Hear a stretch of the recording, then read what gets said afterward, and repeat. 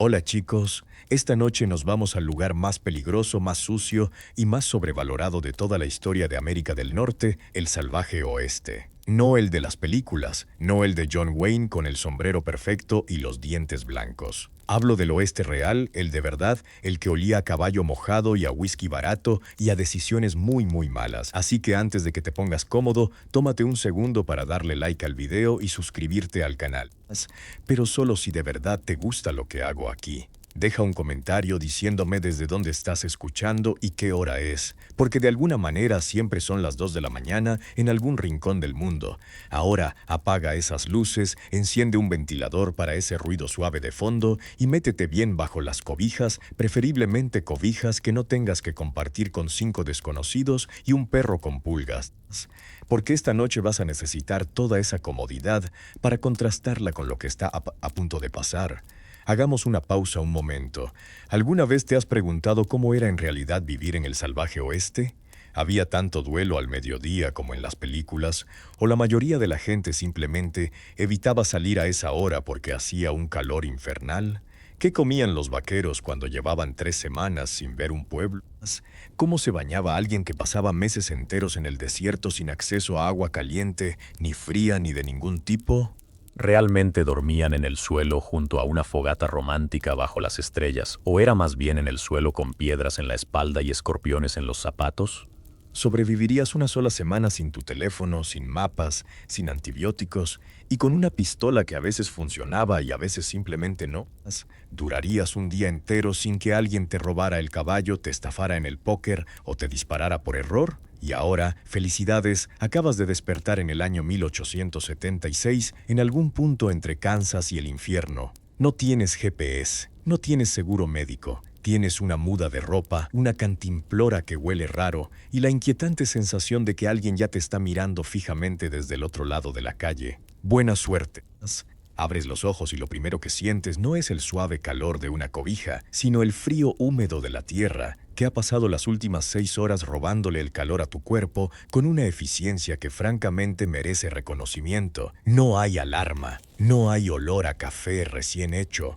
Hay un caballo que resopla a 2 metros de tu cabeza, el sonido distante de alguien escupiendo y la lenta comprensión de que hoy, igual que ayer, no hay ninguna razón estructural para levantarse, pero tampoco ninguna razón para no hacerlo porque el suelo ya demostró que no es tu amigo. Te incorporas despacio. La espalda hace un comentario. No es un comentario agradable. Es el tipo de sonido que tu cuerpo emite cuando ha dormido en superficie irregular durante suficientes noches consecutivas como para haber olvidado lo que era un colchón. Y aquí está la cosa. Un colchón, en este contexto, sería un lujo extraordinario. Estás en el campamento, no hay colchón. Hay tierra, hay una manta que se fue corriendo hacia un lado en algún momento de la madrugada y hay la vaga memoria de haber elegido este lugar para acampar porque parecía más plano que las otras opciones disponibles. Resultado, regular. A tu alrededor el campamento se despierta con esa lentitud particular de los hombres que no tienen a nadie esperándolos en ninguna parte a una hora específica. Hay 2 o 3 figuras en cuclillas cerca de los restos del fuego de la noche anterior, soplando sobre las brasas con la esperanza de que quede algo aprovechable. Hay botas que se ponen, cinturones que se ajustan y una cantidad de carraspeos matutinos que forman, colectivamente, algo que podría llamarse la música del amanecer en el oeste, aunque nadie la grabaría voluntariamente. El cielo está comenzando a aclarar por el este, esa transición de azul oscuro a azul pálido a naranja, que es objetivamente una de las cosas más bonitas que la naturaleza produce de forma gratuita y sin necesidad de suscripción. En el año 1870 y tantos, este espectáculo es tuyo todos los días, sin costo adicional, sin filtros, sin la necesidad de sacarlo en fotografía para que cuente, simplemente está ahí. Tú también estás ahí con la espalda dolorida y el pelo lleno de polvo, pero estás ahí. Lo que no está ahí y cuya ausencia se hace sentir de inmediato es cualquier tipo de instalación sanitaria. La mañana en el campamento comienza con una pequeña expedición a un arbusto o una roca suficientemente discreta, a una distancia prudente del grupo porque la privacidad existe incluso aquí, aunque sea una privacidad de geometría vegetal. No hay papel higiénico en el sentido moderno del término. Hay hojas, hay palos lisos si tienes suerte, hay hierba seca, hay lo que hay. La humanidad lleva milenios resolviendo este problema con los recursos disponibles en cada contexto geográfico. Y tú eres el último eslabón de esa cadena continua de soluciones improvisadas. De vuelta en el campamento, el grupo empieza a organizarse con esa economía de movimientos que caracteriza a las personas acostumbradas a hacer mucho con poco espacio y poco tiempo. Los caballos necesitan revisión. El equipaje necesita acomodarse. Las decisiones sobre la ruta del día necesitan tomarse, aunque en muchos casos la ruta no tiene demasiadas variantes posibles y la decisión se reduce a seguir el camino que ya existe o buscar uno paralelo si el primero tiene barro hasta las rodillas. El frío de la madrugada todavía está ahí. Ese frío particular de antes del sol que en las grandes llanuras puede ser sorprendentemente intenso incluso en estaciones que teóricamente no son invierno. Te mueves un poco para activar la circulación. Te frotas las manos, miras el horizonte con esa expresión que mezcla la resignación pragmática con algo que, si lo quisieras romantizar, podrías llamar determinación, pero que en tiempo real es probablemente solo el procesamiento mental de la lista de cosas que hay que hacer hoy antes de que anochezca. Y así comienza el día en el oeste, no con fanfarria, no con música de guitarra acústica surgiendo de algún lugar cinematográfico. Comienza con un hombre despertando en el suelo, mirando un cielo que todavía está decidiendo qué color ponerse y tomando la misma decisión silenciosa que tomó ayer y tomará mañana: levantarse, funcionar, seguir adelante. Lo cual, si lo piensas, es básicamente lo mismo que tú haces cada mañana, con la única diferencia de que tú tienes una almohada y él no. El mérito relativo de cada situación lo dejamos a tu consideración. Lo que tienes para desayunar esta mañana se llama hardtack, que es básicamente una galleta que alguien horneó con la intención explícita de que durara más que tú. Tiene la textura del yeso y el sabor de una decisión tomada en desesperación. La acompañas con café de trail, que es café hervido directamente en una olla con los granos adentro, sin filtros, sin medidas, sin ningún tipo de protocolo, y que tiene una consistencia que está en algún punto interesante entre el líquido y la amenaza. El hardtack tiene una historia larga y poco gloriosa. Los soldados lo comían en la Guerra Civil Americana, los marineros lo comían en travesías largas. Los vaqueros lo cargaban en las alforjas porque era liviano, barato y literalmente no se echaba a perder, cualidad que en el contexto del siglo XIX equivalía aproximadamente a tener un superpoder alimenticio. El problema es que no se echaba a perder porque no había nada en él que pudiera echarse a perder. Era harina, agua, sal y la voluntad colectiva de que eso fuera suficiente para comerlo sin romperte un diente. Hay varias estrategias documentadas por generaciones de personas que lo intentaron antes que tú. Puedes mojarlo en el café, que lo ablanda hasta una consistencia apenas más compasiva. Puedes dejarlo en el caldo de la carne si hay caldo disponible. Puedes simplemente morderlo muy despacio con las muelas y aceptar el proceso como una forma de meditación involuntaria.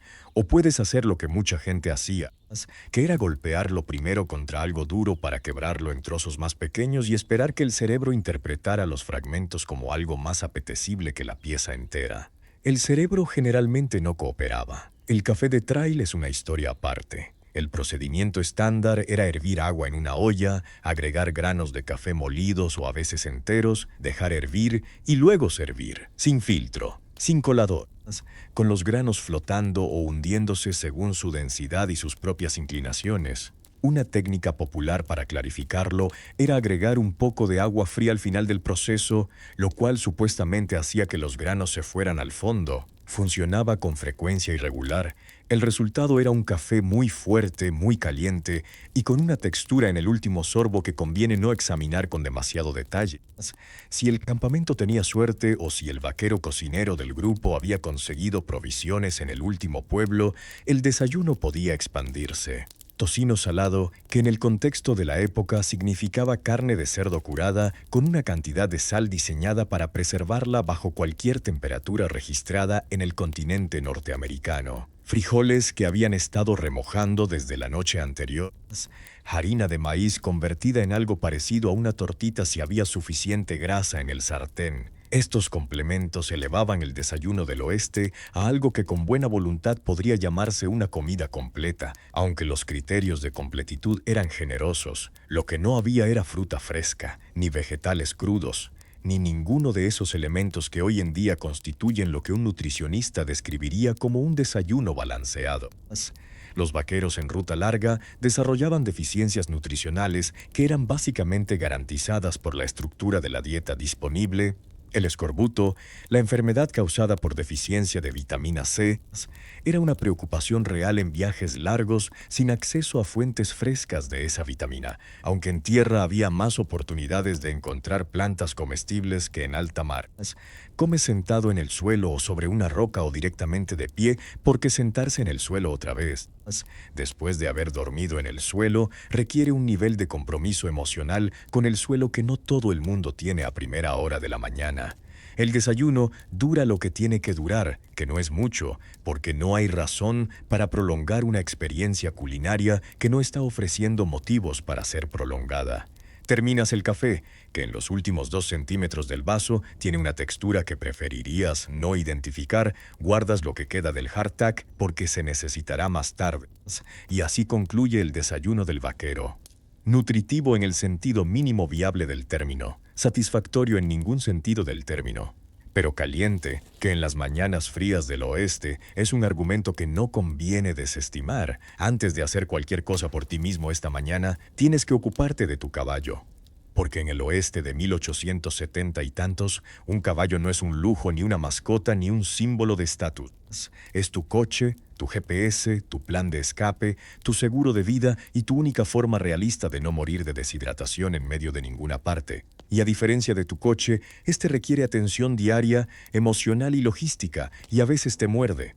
La relación entre un vaquero y su caballo en la época era una de las más pragmáticamente íntimas que existían. No necesariamente romántica en el sentido literario, aunque la literatura del oeste la trató así con frecuencia.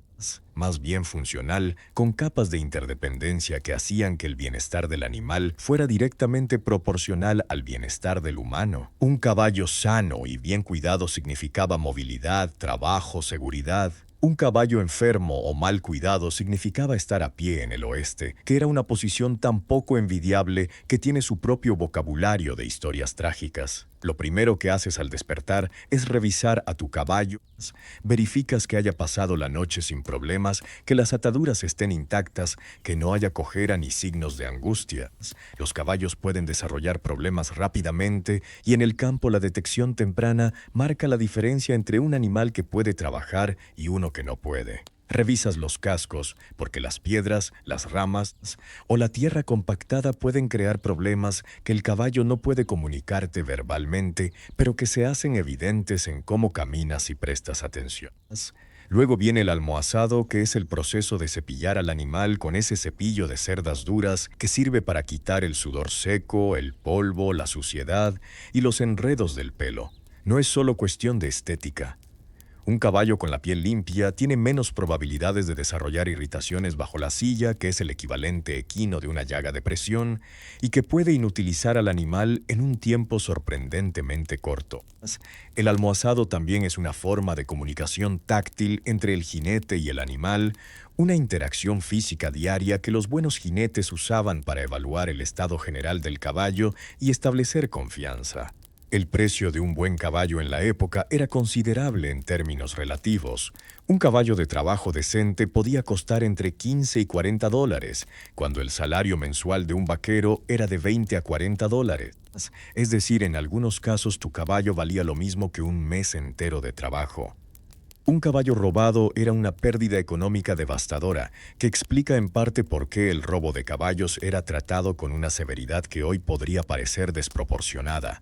No era solo el animal lo que te robaban, era tu movilidad, tu trabajo, tu seguridad. El tema del agua y el pasto para el caballo es una de las consideraciones logísticas más constantes en la planificación del movimiento por el oeste. Un caballo adulto en trabajo activo necesita entre 30 y 50 litros de agua por día. En zonas áridas esto no era un detalle menor. Las rutas en el oeste se planeaban frecuentemente alrededor de fuentes de agua conocidas, no solo para los humanos, sino primordialmente para los animales. Un vaquero podía aguantar más horas sin agua que su caballo, y un vaquero a pie en el desierto era básicamente un problema resuelto de forma permanente por el desierto. Los caballos del oeste americano de la época eran frecuentemente mustangs o cruzas que descendían de animales traídos originalmente por los españoles y que se habían adaptado durante generaciones a las condiciones del territorio. Eran resistentes, más pequeños que los caballos europeos de raza, y tenían una resistencia para el trabajo en terreno difícil que los animales de pura raza no podían igualar.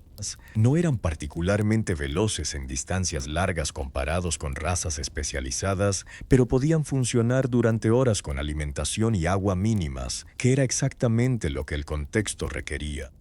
Tu caballo esta mañana ha dormido de pie, que es lo que los caballos hacen normalmente, con ese sistema de bloqueo en las patas que les permite descansar sin tumbarse completamente.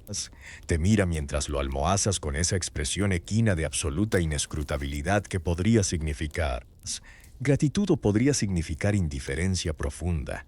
Probablemente es lo segundo, lo cual está bien. La relación con tu caballo no necesita ser emotiva para ser funcional. Necesita ser consistente, atenta y mutuamente beneficiosa. Exactamente como cualquier asociación de trabajo que funcione, con la diferencia de que en esta tú eres claramente el que tiene más que perder si la cosa sale mal. La ropa que te pones esta mañana es la misma ropa que te pusiste ayer y el día anterior. Y, si somos honestos, probablemente la misma ropa que llevas usando desde que saliste del último pueblo con algo parecido a una tienda. Los vaqueros de verdad no tenían guardarropas. Tenían, en el mejor de los casos, 2 mudas de ropa y en el peor de los casos, una muda de ropa y una aspiración. Los pantalones de mezclilla, que por cierto Levi Strauss empezó a vender en la década de 1870 precisamente para este mercado, eran resistentes porque necesitaban serlo. La ropa del vaquero no era una elección estética, aunque la cultura popular la haya convertido en icónica con el tiempo. Era una solución funcional a un conjunto específico de problemas que el cuerpo humano enfrenta cuando pasa la mayor parte de su tiempo a caballo en condiciones de calor, polvo, lluvia ocasional y trabajo físico intenso. Cada prenda tenía una razón de ser que se había desarrollado pragmáticamente a lo largo de generaciones de prueba y error, con el error siendo frecuentemente bastante doloroso. El sombrero de ala ancha, que hoy es prácticamente el símbolo del oeste, era originalmente una herramienta de trabajo. El ala amplia bloqueaba el sol en la cara y el cuello, que en las grandes llanuras sin árboles suficientemente altos para dar sombra, era una protección que marcaba la diferencia entre trabajar cómodamente y trabajar con el cuello quemado y los ojos cegados. También servía para recoger agua de lluvia si era necesario, para abanicarse, para hacer señas a distancia y para cualquier otro uso creativo que la situación requiriera. Era el accesorio multifuncional del siglo XIX. Las botas con tacón eran otra solución funcional que la moda convirtió en símbolo después. El tacón no era decorativo, servía para que el pie no se deslizara completamente a través del estribo durante la monta, lo cual era un accidente que podía resultar en que el jinete quedara colgado del estribo con el pie atrapado mientras el caballo seguía corriendo, que era básicamente el accidente ecuestre que nadie quería tener. Las botas llegaban alto para proteger las piernas de la fricción continua del trabajo a caballo y de la vegetación espinosa que cubría gran parte del territorio. Las espuelas, que suenan como un accesorio dramático de villano de películas, eran simplemente instrumentos de comunicación entre el jinete y el caballo. Una presión leve con la espuela era una señal, como un comando táctil. Los buenos jinetes las usaban con sutileza, los malos jinetes las usaban con descuido. La diferencia entre ambos era notable tanto en la eficiencia del trabajo como en el estado del animal al final del día. El pañuelo, que en las películas parece que están todos a punto de robar un banco, tenía un propósito perfectamente mundano: proteger la nariz y la boca del polvo levantado por el ganado o por el camino. En un cattle drive con varios cientos de reses moviéndose por tierra seca, la nube de polvo que se generaba era suficiente para hacer que respirar fuera una experiencia activamente desagradable sin ninguna protección. El pañuelo subido sobre la nariz no era una pose cinematográfica, era higiene respiratoria básica con los materiales disponibles. La chaqueta o el chaleco de cuero servían para el frío de las mañanas y las noches, que incluso en verano podían ser sorprendentes en las llanuras. No había materiales sintéticos con propiedades térmicas optimizadas. Había cuero, lana y algodón grueso en las combinaciones que el presupuesto y el acceso permitieran.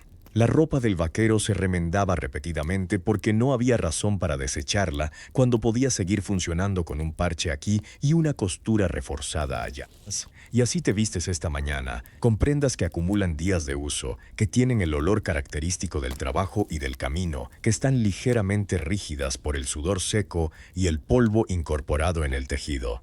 No hay nadie aquí que te juzgue por eso, porque todos están en exactamente la misma situación y el juicio requiere contraste. Lo que sí hay es funcionalidad, resistencia y una relación con la ropa que es completamente libre de pretensiones decorativas. Tu ropa hace su trabajo, tú haces el tuyo. Nadie espera más, llegas a un pueblo y la primera impresión es que parece más pequeño de lo que esperabas. Una calle principal de tierra, unas pocas estructuras de madera que parecen convencidas de que durarán otros 10 años, pero que probablemente no durarán 5, un cartel pintado a mano anunciando algo, y la sensación generalizada de que todo aquí fue construido deprisa y sin demasiada planificación estructural. No hay aceras, no hay señales de tráfico.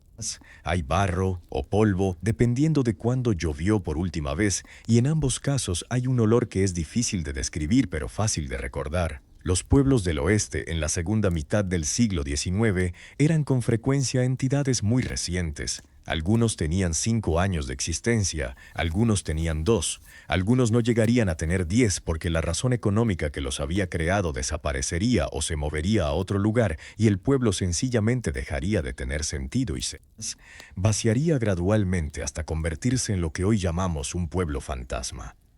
La temporalidad era una característica estructural del asentamiento del oeste, no una excepción.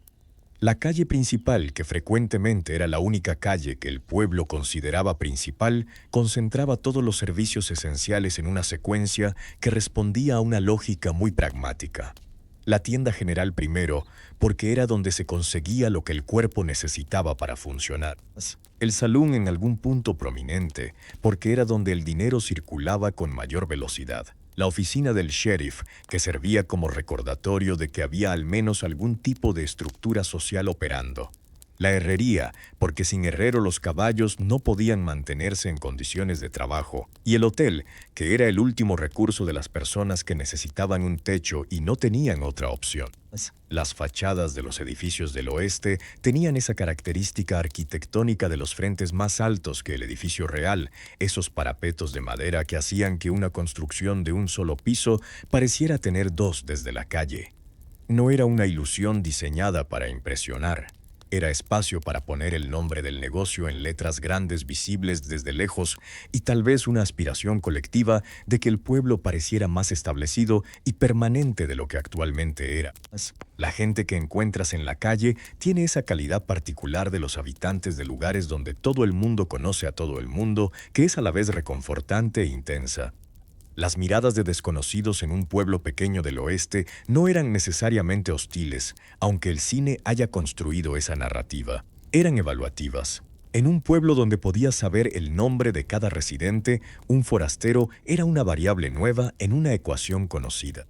Y la gente naturalmente procesaba esa variable antes de decidir cómo relacionarse con ella. El olor del pueblo merece mención especial porque era consistentemente notable.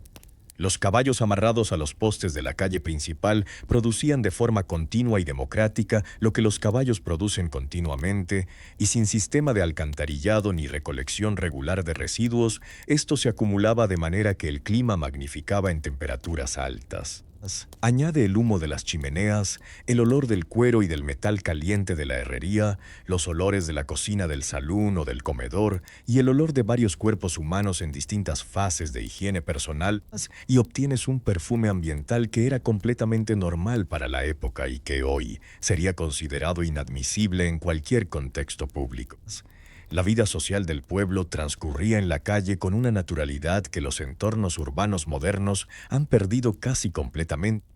La gente hablaba de pie frente a las tiendas. Las noticias circulaban de persona a persona porque no había otro sistema de distribución de información más inmediato. Un forastero con historias del camino era una fuente de noticias valiosa, y la hospitalidad hacia los viajeros tenía una dimensión informativa además de la social. Te mueves por la calle con esa conciencia leve pero constante del espacio propio en territorio desconocido. No es miedo exactamente, es atención. La misma atención que cualquier ser humano ha tenido en cualquier lugar desconocido en cualquier época de la historia. Solo que aquí las consecuencias de leer mal la situación podían ser más inmediatas y más permanentes que en la mayoría de los contextos que conoces. El Salón del Pueblo es, sin ninguna duda, el edificio más animado de la calle principal, lo cual no es un logro particularmente competitivo, dado que los otros edificios son una ferretería, una oficina de correos que abre 3 días a la semana y algo que podría ser un banco o podría ser una trampa. Empujas las puertas de vaivén, que sí existen y son exactamente como en las películas, y entras en un espacio que huele a serrín mojado, alcohol barato y la resignación colectiva de unas 12 personas que han tomado decisiones cuestionables. El salón era, en términos funcionales, el centro comunitario del pueblo del oeste. Esto puede sonar como un comentario irónico, pero es literalmente verdad. Era el lugar donde la gente se reunía, donde circulaba la información, donde se hacían negocios informales, donde los recién llegados podían orientarse, donde los viajeros descansaban antes de continuar. En pueblos sin ningún otro espacio de socialización estructurado, el salón llenaba un vacío que en otras culturas ocupaban la plaza del mercado, la taberna, el café o la iglesia, a veces todas a la vez.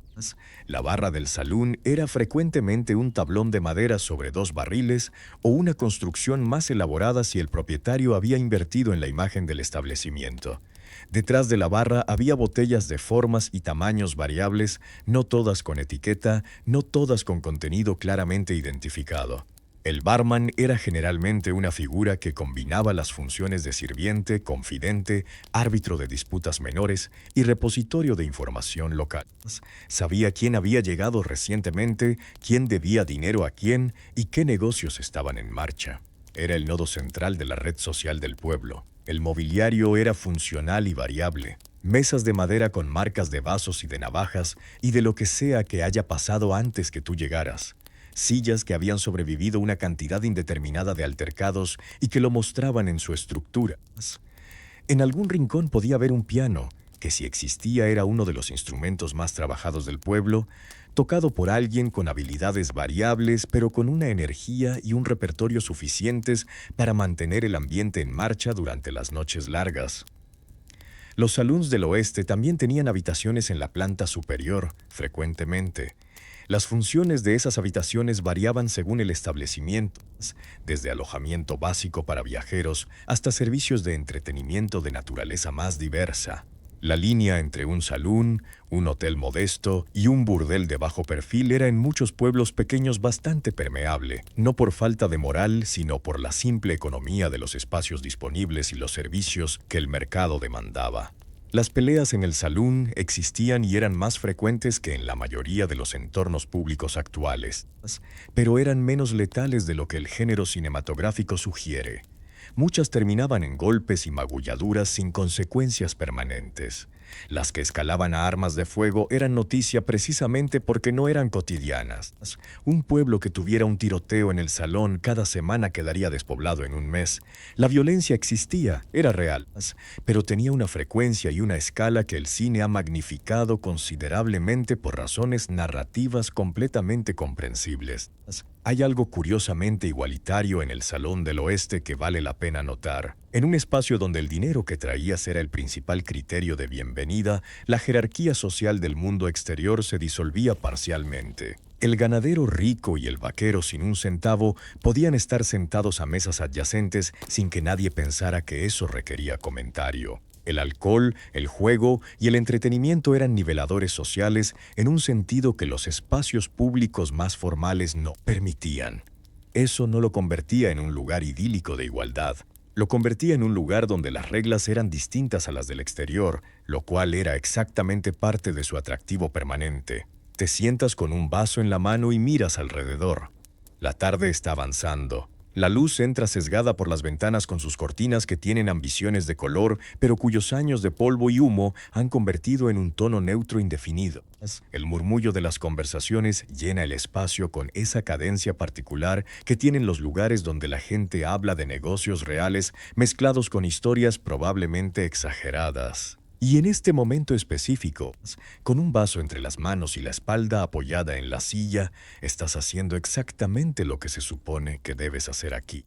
Lo que te sirven en el vaso no es exactamente lo que beberías hoy en un bar de ciudad con una carta de cócteles y una iluminación cuidadosamente diseñada para hacerte sentir sofisticado. El whisky del oeste en la época, especialmente en los establecimientos más modestos, era frecuentemente una mezcla casera que podía incluir alcohol de grano crudo, tabaco para darle color, chile para darle calor y a veces una cantidad modesta de otros ingredientes que es mejor no investigar con demasiado detalle. Lo llamaban redelle, rotgut o simplemente whisky, con una confianza que la calidad del producto no siempre justificaba.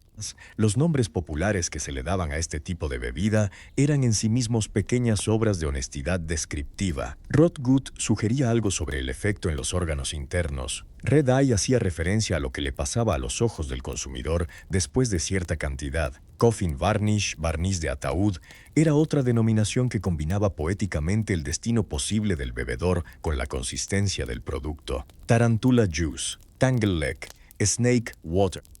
La gente del oeste tenía un talento genuino para nombrar las cosas con una honestidad que el marketing moderno no permitiría. El whisky americano de calidad existía en la época, por supuesto. Kentucky ya tenía una tradición de destilación de bourbon que producía productos legítimamente buenos.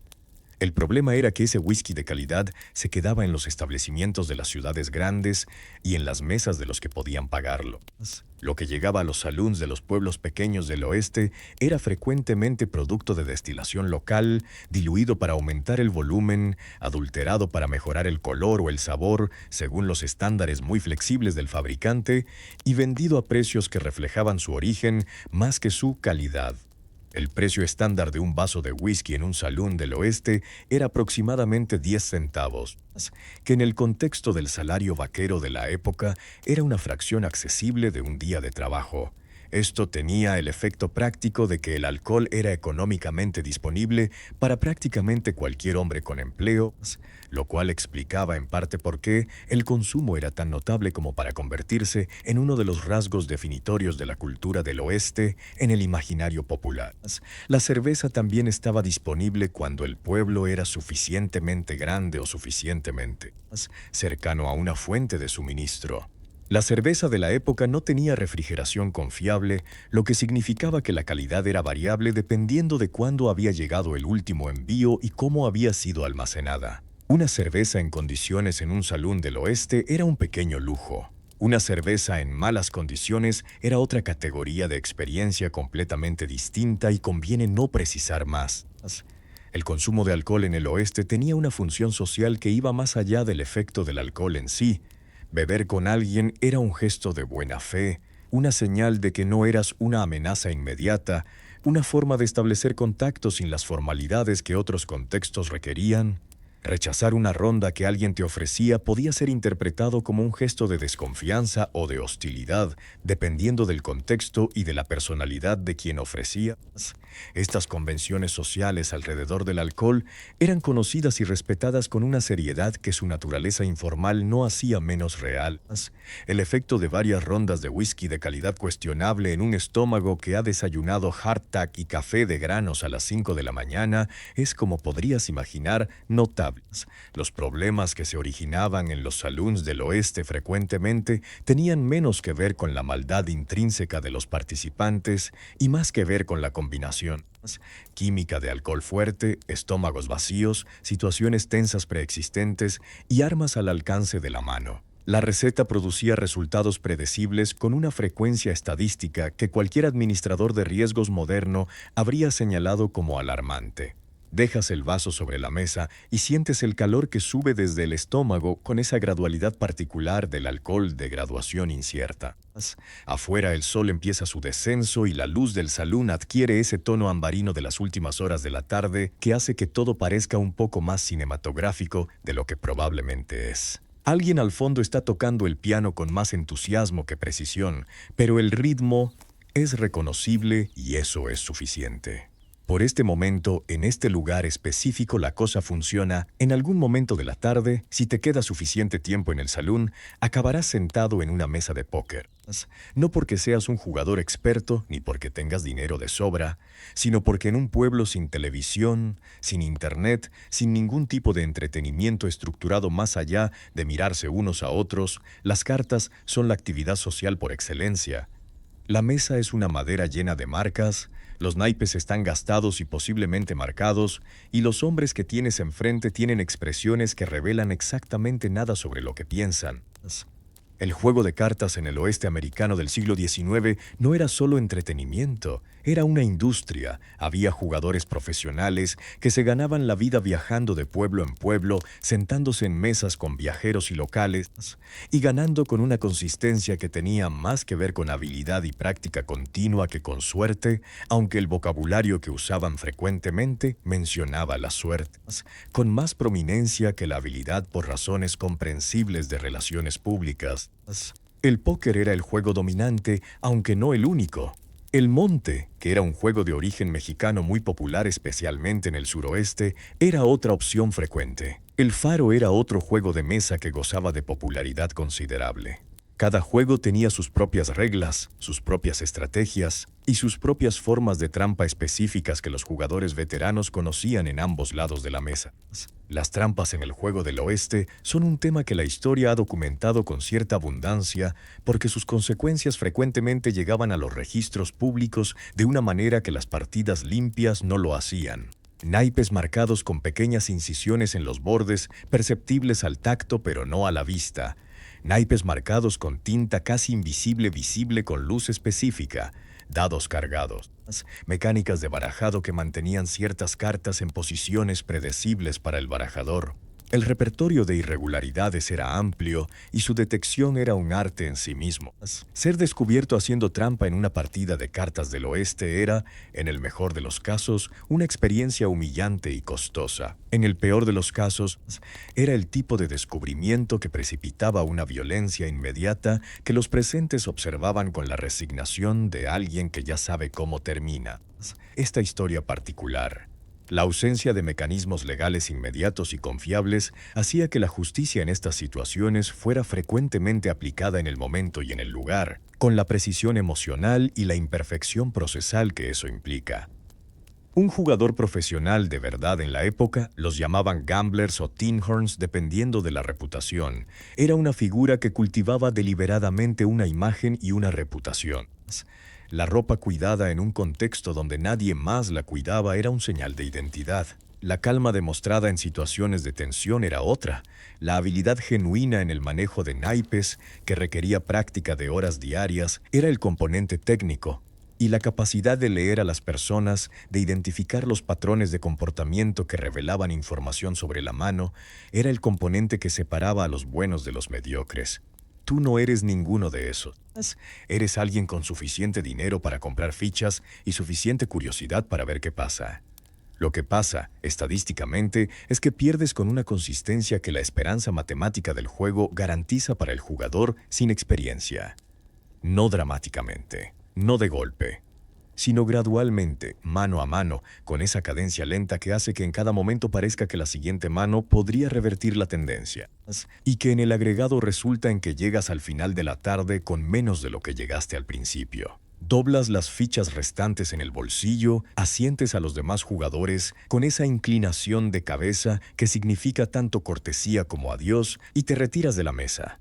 Has pagado el precio de entrada a una experiencia social. Como forma de conocer personas y observar la dinámica de un lugar desconocido, resultó razonablemente efectivo. Como inversión financiera, no tanto.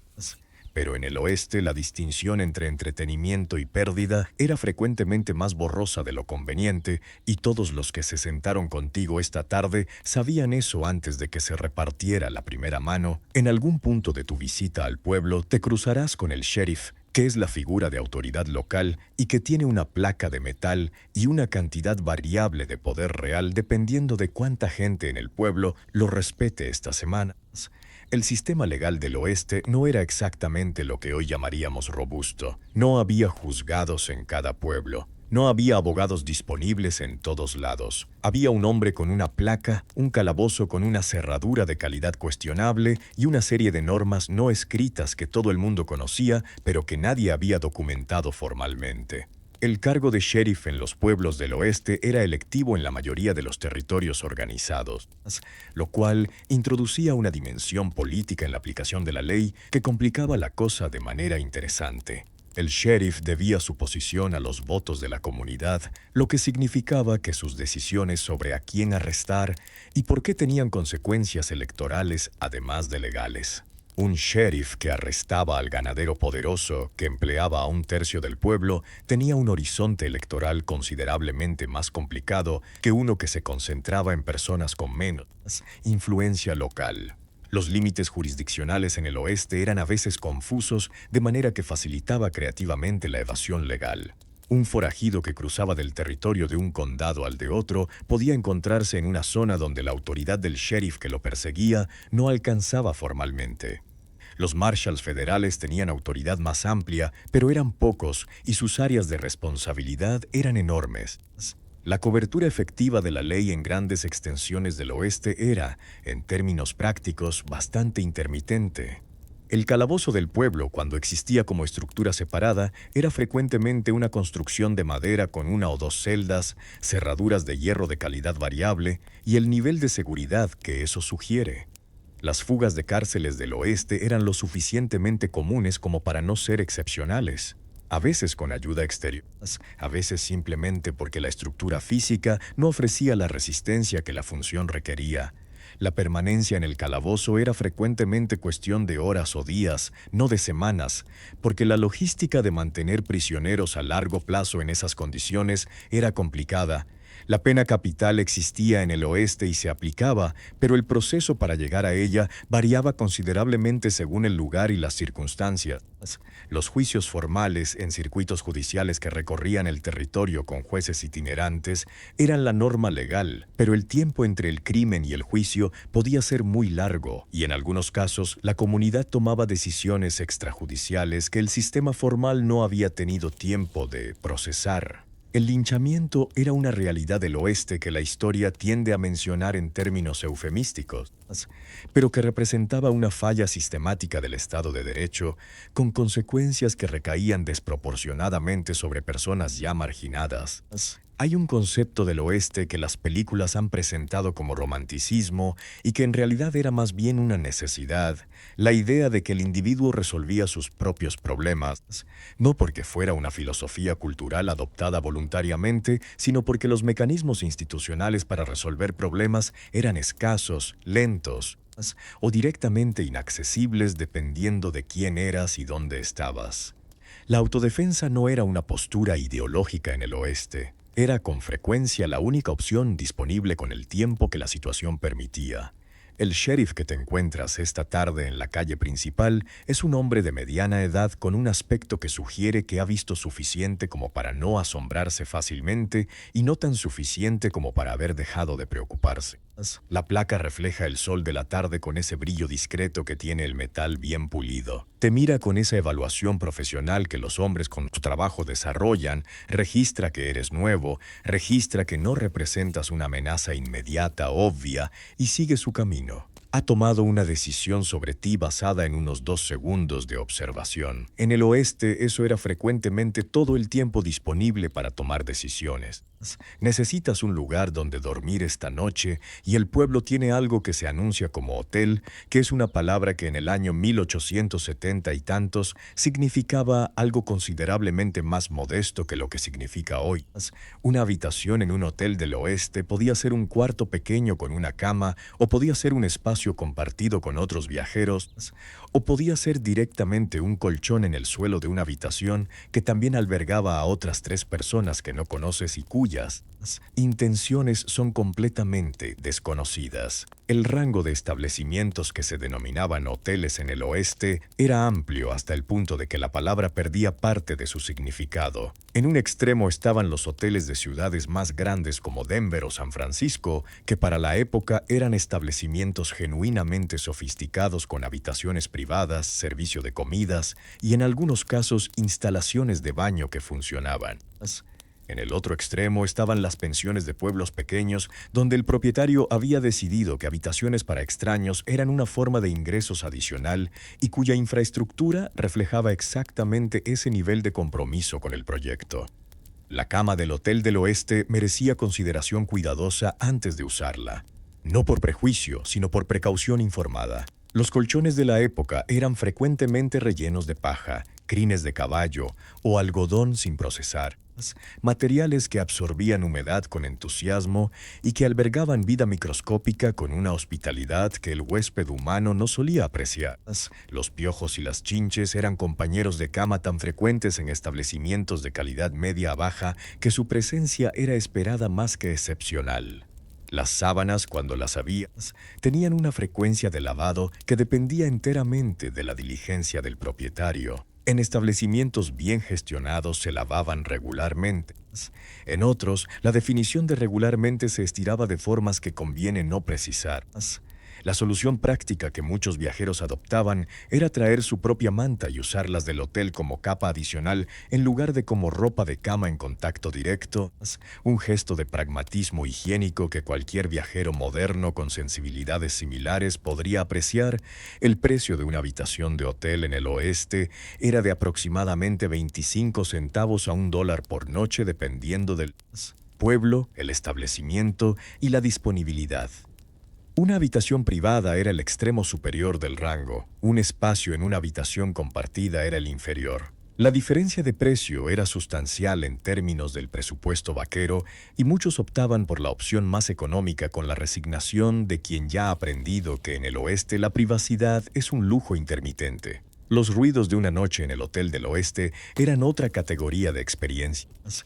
Las paredes de madera delgada entre habitaciones transmitían sonido con una fidelidad que en otros contextos sería considerada invasiva, ronquidos de desconocidos, conversaciones en voz baja o no tan bajas, los movimientos de personas que llegaban a deshoras, los sonidos del edificio mismo, que en el frío de la noche contraía su madera, produciendo crujidos que en la oscuridad podían parecer más significativos de lo que eran.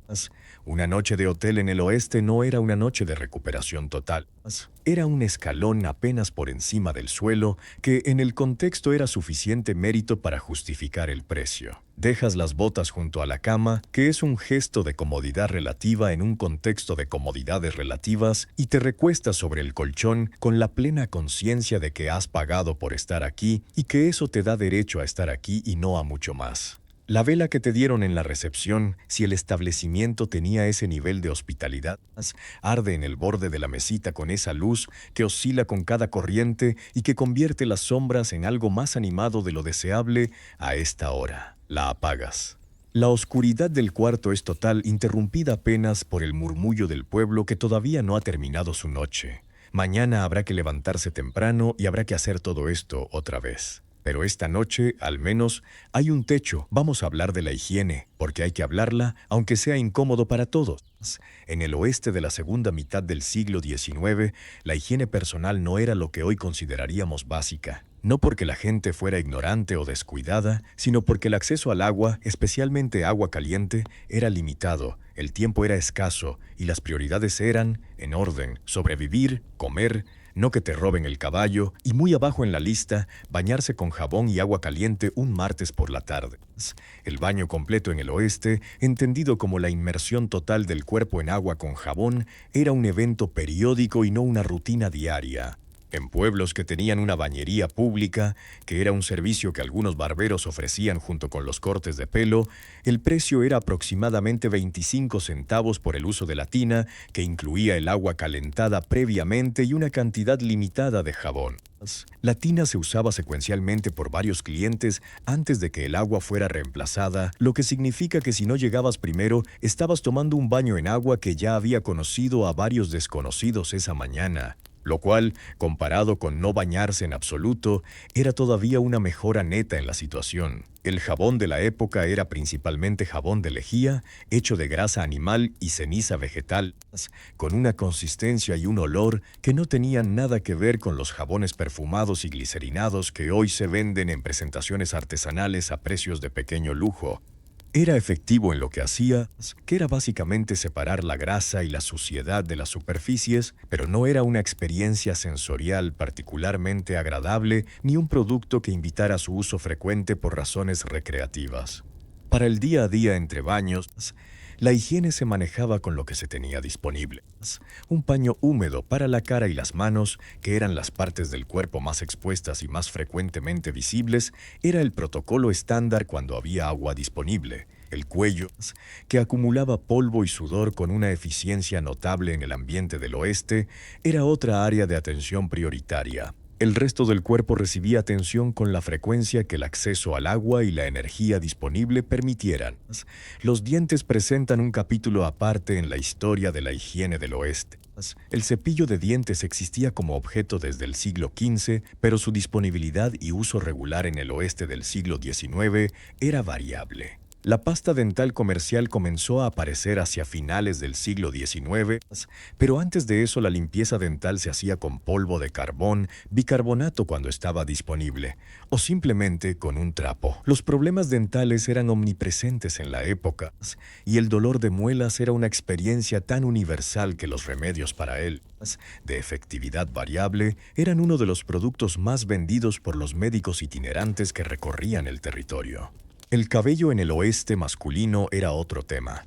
Los barberos de pueblo eran figuras importantes precisamente porque el mantenimiento del cabello y la barba requería herramientas que no todo el mundo tenía y habilidades que no todo el mundo cultivaba. Un corte de pelo costaba aproximadamente lo mismo que un baño, y muchos hombres en ruta dejaban pasar semanas o meses entre visitas al barbero, con los resultados estéticos que ese calendario producía.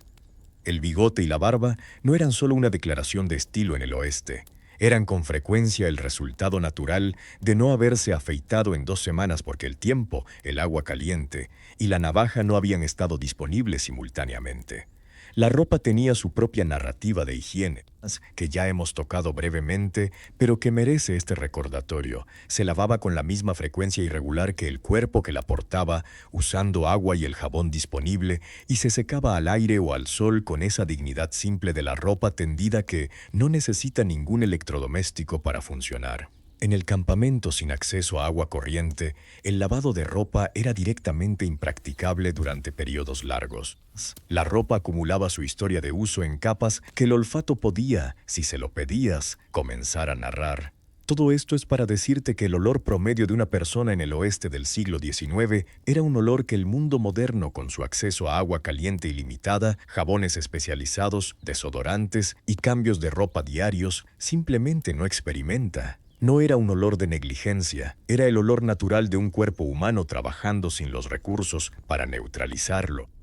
Todo el mundo lo tenía. Nadie lo notaba en los demás porque el punto de referencia era el mismo para todos. Y tú, esta noche, ¿formas parte de ese promedio sin haberte dado cuenta del todo? Si hay algo que las películas del oeste han omitido con una consistencia notable, es la cantidad de enfermedades que circulaban con total libertad por los pueblos, los campamentos y los caminos polvorientos de la época. El cólera, la disentería, la fiebre tifoidea, la viruela, la malaria en ciertas regiones, Enfermedades que hoy o no existen en el mundo desarrollado o se tratan con una pastilla y 2 días de descanso, pero que en 1870 podían llevarte del estado de perfecta salud al estado de perfectamente muerto en unas semanas. El cólera merece mención especial porque su historia en el oeste americano es particularmente documentada y particularmente aleccionadora. La enfermedad, causada por la bacteria Vibrio cholerae y transmitida principalmente por agua contaminada, seguía las mismas rutas que los seres humanos. Los caminos hacia el oeste, los ríos utilizados como fuente de agua, los campamentos donde muchas personas compartían recursos hídricos, todos eran vectores perfectos para una bacteria que necesitaba básicamente 2 cosas para propagarse: agua sin tratar y personas que la bebieran. En el siglo XIX, el mecanismo exacto de transmisión no era completamente comprendido. La teoría germinal de la enfermedad, la comprensión de que las enfermedades infecciosas son causadas por microorganismos específicos, se estaba consolidando en este periodo, pero no era todavía conocimiento médico universal. La fiebre tifoidea, otro producto del agua y los alimentos contaminados, era tan común en los asentamientos del oeste que tener conocidos que la habían sufrido era prácticamente universal.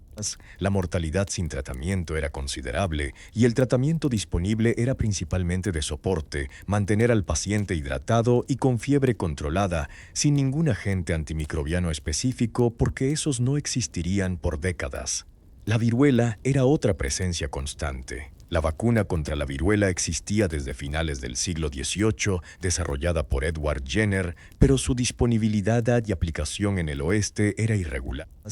Los brotes de viruela eran noticia regular en los territorios y podían diezmar pueblos enteros cuando llegaban. Las cicatrices de viruela eran marcas tan comunes en los adultos de la época que su presencia en el rostro de alguien era simplemente una característica física más, como el color de los ojos o la altura. Las enfermedades de transmisión sexual existían y eran prevalentes en un entorno donde la industria del entretenimiento de adultos era activa y la medicina preventiva era prácticamente inexistente. La sífilis en particular, en el periodo anterior a los antibióticos, seguía un curso largo y eventualmente devastador que afectaba progresivamente el sistema nervioso. El tratamiento con mercurio que se usaba en la época era tan tóxico como la enfermedad que intentaba tratar, produciendo un conjunto de efectos secundarios que hacían el proceso de cura solo parcialmente preferible a la alternativa. Las heridas infectadas eran otra causa de muerte significativa en una era anterior a los antibióticos, un corte que en el mundo moderno requiere desinfección y tal vez unos días de antibiótico oral podía en el oeste del siglo XIX convertirse en una septicemia que mataba en días. La amputación era un procedimiento quirúrgico relativamente común en casos de extremidades con infecciones avanzadas, no porque fuera la solución ideal, sino porque era la diferencia entre una infección que no podía curarse y una vida que sí podía continuar. La tasa de supervivencia de amputaciones en el campo, sin anestesia apropiada y sin control de infecciones postoperatorias, era significativamente menos tranquilizadora que la de hoy. La esperanza de vida en el oeste no era exactamente el dato que los relatos heroicos del género prefieren destacar. Un hombre de 40 años en el oeste del siglo XIX era un hombre que había sobrevivido lo suficiente como para ser considerado experimentado. No anciano. Experimentado. Las enfermedades, los accidentes, la violencia y las condiciones de trabajo llevaban a algunos a mucho más, pero también descartaban a otros antes de que llegaran a lo que hoy consideraríamos la mitad de una vida normal. Estos números no hacían al oeste más dramático ni más romántico. Solo lo hacían más honesto sobre lo que significaba vivir allí en ese momento específico de la historia. El médico del pueblo es un personaje fascinante y un poco aterrador si lo piensas demasiado. Tiene estudios, probablemente. Tiene intención genuina de ayudar, definitivamente. Tiene acceso a los últimos avances médicos de la época, que incluyen algunos remedios que funcionan, algunos que no funcionan, y algunos que probablemente empeoran la situación de una manera que la ciencia todavía no ha catalogado completamente. La medicina de la segunda mitad del siglo XIX estaba en transición. La teoría germinal de la enfermedad apenas se estaba consolidando, la anestesia existía pero no siempre estaba disponible, y los antibióticos no existían en absoluto. La formación médica en los Estados Unidos del siglo XIX era considerablemente menos estandarizada de lo que es hoy. Había escuelas de medicina de calidad variable, algunas con programas rigurosos y otras con criterios de admisión y graduación que permitirían calificaciones que hoy serían impensables. Un médico graduado en una escuela respetable de la costa este y uno que había completado un programa de 2 años en una escuela de provincia podían ejercer con el mismo título en los territorios del oeste, donde la demanda superaba ampliamente la oferta y donde la verificación de credenciales era Formalmente laxa. El maletín del médico del oeste contenía un conjunto de herramientas e instrumentos que el médico moderno reconocería parcialmente. Bisturíes, forceps, agujas de sutura, instrumentos para extraer dientes, que era una de las intervenciones más frecuentemente solicitadas dado el estado dental general de la población. El estetoscopio, inventado en 1816, era ya de uso estándar y permitía auscultar el corazón y los pulmones con razonable precisión. El termómetro clínico de mercurio estaba disponible, aunque no era tan ubicuo como lo sería décadas después. Los medicamentos disponibles eran una mezcla que iba desde lo efectivamente útil hasta lo decididamente problemático. El opio y sus derivados, la morfina en particular, eran los analgésicos más potentes disponibles y se usaban con una liberalidad que el siglo XX miraría con alarma considerable. El concepto de adicción existía, pero su comprensión médica era limitada y los preparados de opio se vendían no solo bajo prescripción médica, sino también en las farmacias y en las farmacias ambulantes de los médicos itinerantes para una variedad de síntomas que incluía prácticamente cualquier condición que produjera malestar. El alcohol, paradójicamente, era también un medicamento de uso frecuente. Se usaba como antiséptico externo con eficacia real. Se usaba como anestésico interno con eficacia más variable. Se prescribía para una variedad de condiciones que iban desde el resfrío hasta la tristeza, con argumentos terapéuticos que el médico podía justificar con la teoría médica vigente y que el paciente no rechazaba con ninguna energía particular. La cirugía en el campo o en el consultorio de un pueblo pequeño era una experiencia que la anestesia moderna ha transformado hasta el punto de que comparar las dos es casi filosóficamente inútil. El éter y el cloroformo existían como anestésicos desde mediados del siglo XIX y eran usados por médicos que los tenían disponibles. Pero en situaciones de emergencia en el campo o en pueblos sin acceso a esos agentes, la cirugía se hacía con lo que había, que podía ser whisky para el paciente, velocidad para el cirujano y suficientes personas para mantener al paciente en posición durante el procedimiento.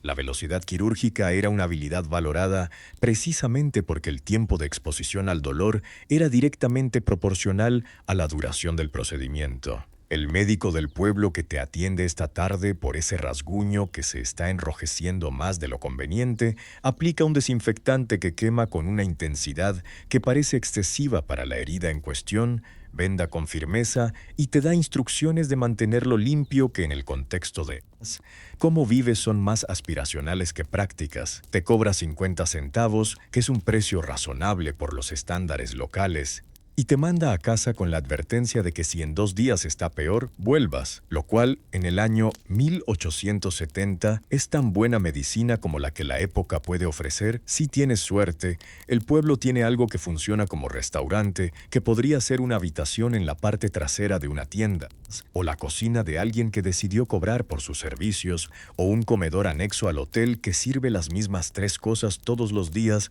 con una confianza que la variedad no justifica. El menú típico en este tipo de establecimientos giraba alrededor de algunas proteínas disponibles, almidones, y la determinación de que la cantidad era más importante que el refinamiento. Carne de res, frijoles, pan de maíz, papas cuando las había.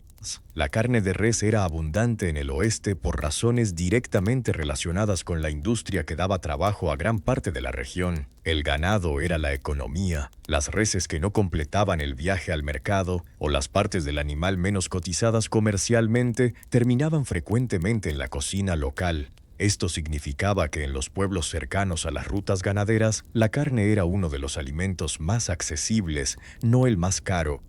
Lo que variaba era la calidad del corte y la habilidad del cocinero para hacer algo con él. Los frijoles eran el almidón omnipresente del oeste americano por razones que tienen toda la lógica del mundo.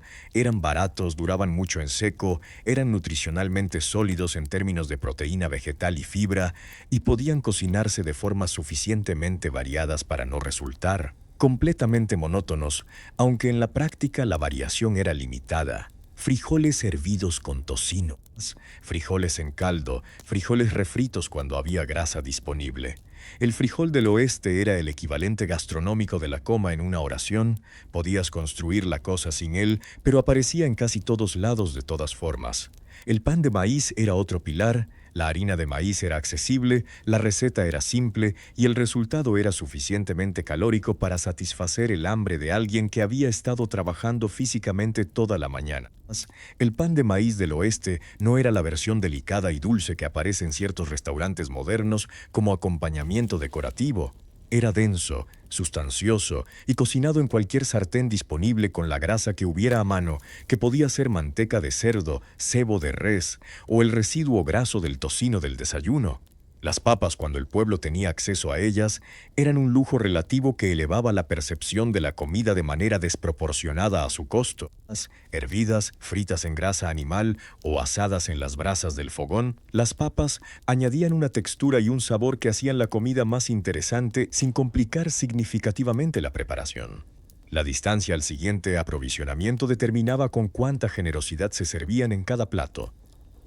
Los condimentos disponibles eran básicos por los estándares modernos, pero no inexistentes. La sal era fundamental y omnipresente. La pimienta era común. El chile, especialmente en las regiones del suroeste y en establecimientos con influencia mexicana, añadía calor a preparaciones que de otro modo serían completamente neutras en términos de sabor. La mostaza en polvo aparecía ocasionalmente. El ketchup existía desde principios del siglo XIX, aunque su formulación de la época era diferente a la actual. Los condimentos eran la forma más económica de hacer que los mismos ingredientes básicos parecieran distintos de una semana a la siguiente.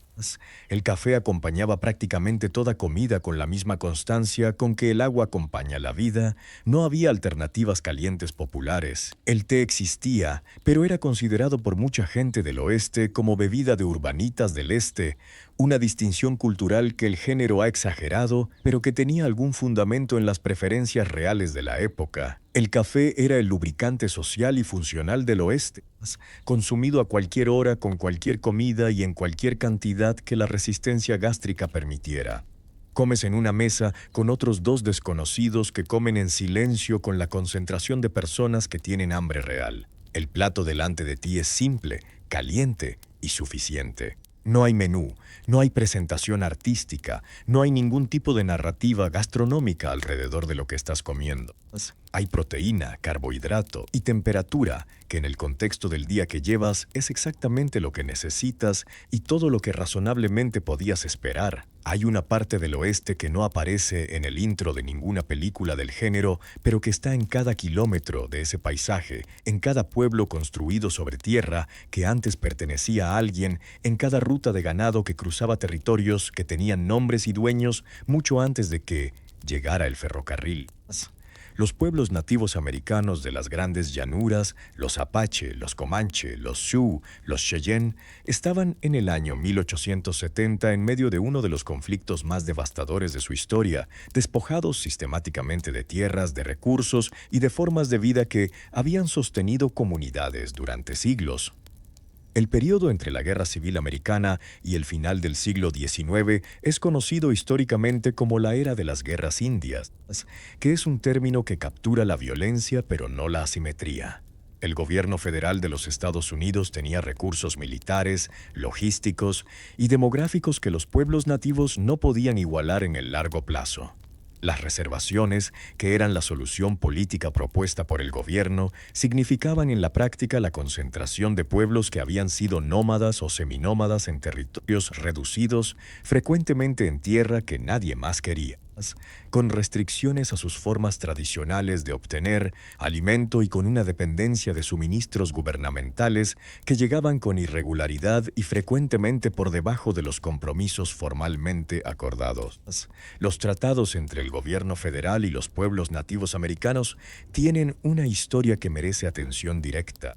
Se firmaron muchos y se violaron sistemáticamente cuando la tierra que protegían resultó ser más valiosa de lo que se había estimado originalmente, o cuando la presión migratoria hacía la renegociación políticamente conveniente. Esto no era un accidente ni una anomalía, era una pauta consistente que los pueblos nativos reconocían y documentaban, pero contra la que tenían recursos políticos limitados. Los Comanche, que en su punto máximo de influencia controlaban un territorio enorme en el sur de las grandes llanuras conocido como Comanchería, eran famosos por su habilidad ecuestre que era literalmente sin igual en el continente norteamericano. Habían adoptado el caballo, introducido por los españoles, con una maestría que transformó completamente su cultura en el transcurso de pocas generaciones. Su resistencia al avance angloamericano fue tenaz y costosa para ambos lados, pero para 1870 su poder estaba siendo sistemáticamente erosionado por la caza masiva del bisonte, que era la base de su economía y su subsistencia. La matanza del bisonte americano en la segunda mitad del siglo XIX es uno de los episodios de exterminio animal más acelerados de la historia moderna. De una población estimada en decenas de millones de animales a principios del siglo XIX, el bisonte fue reducido a unos pocos cientos para fin del siglo.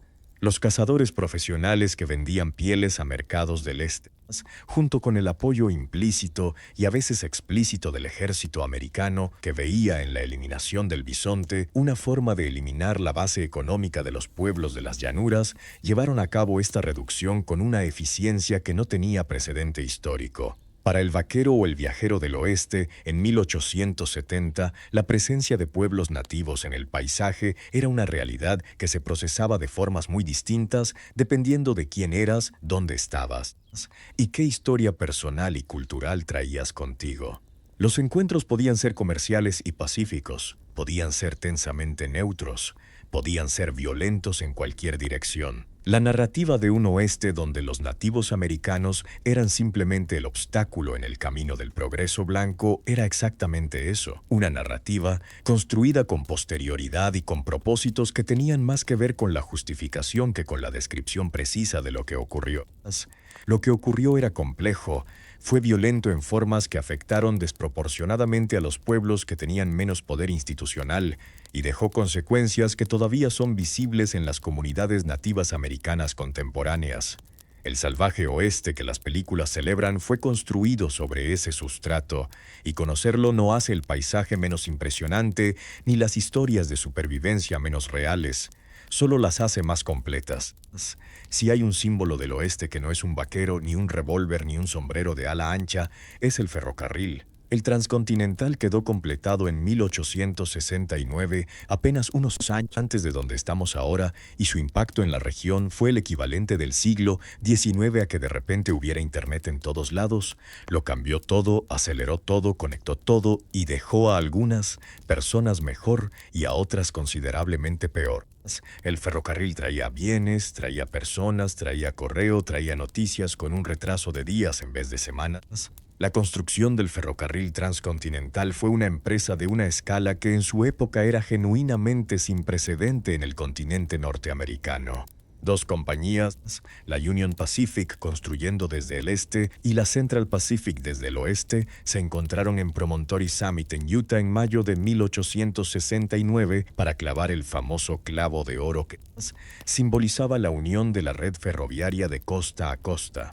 La ceremonia fue telegrafiada a todo el país simultáneamente en lo que fue uno de los primeros eventos mediáticos verdaderamente nacionales en la historia americana. La fuerza laboral que construyó el ferrocarril es una historia dentro de la historia. La Central Pacific utilizó principalmente trabajadores chinos, decenas de miles de ellos, que trabajaban en condiciones de dureza extrema, con salarios más bajos que sus contrapartes blancas y con una invisibilidad en el relato histórico oficial que tardó mucho tiempo en ser corregida.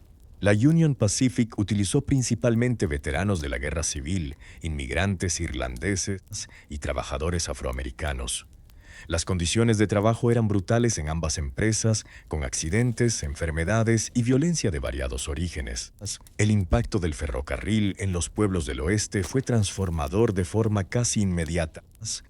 Los pueblos que estaban en la ruta del tren florecían, los pueblos que no lo estaban tendían a estancarse y eventualmente muchos declinaban, porque la capacidad de conectarse con los mercados del este y del oeste que el ferrocarril ofrecía era demasiado grande para ser ignorada. La economía ganadera del oeste dependía del ferrocarril para llevar el ganado a los mercados del este de forma económicamente viable.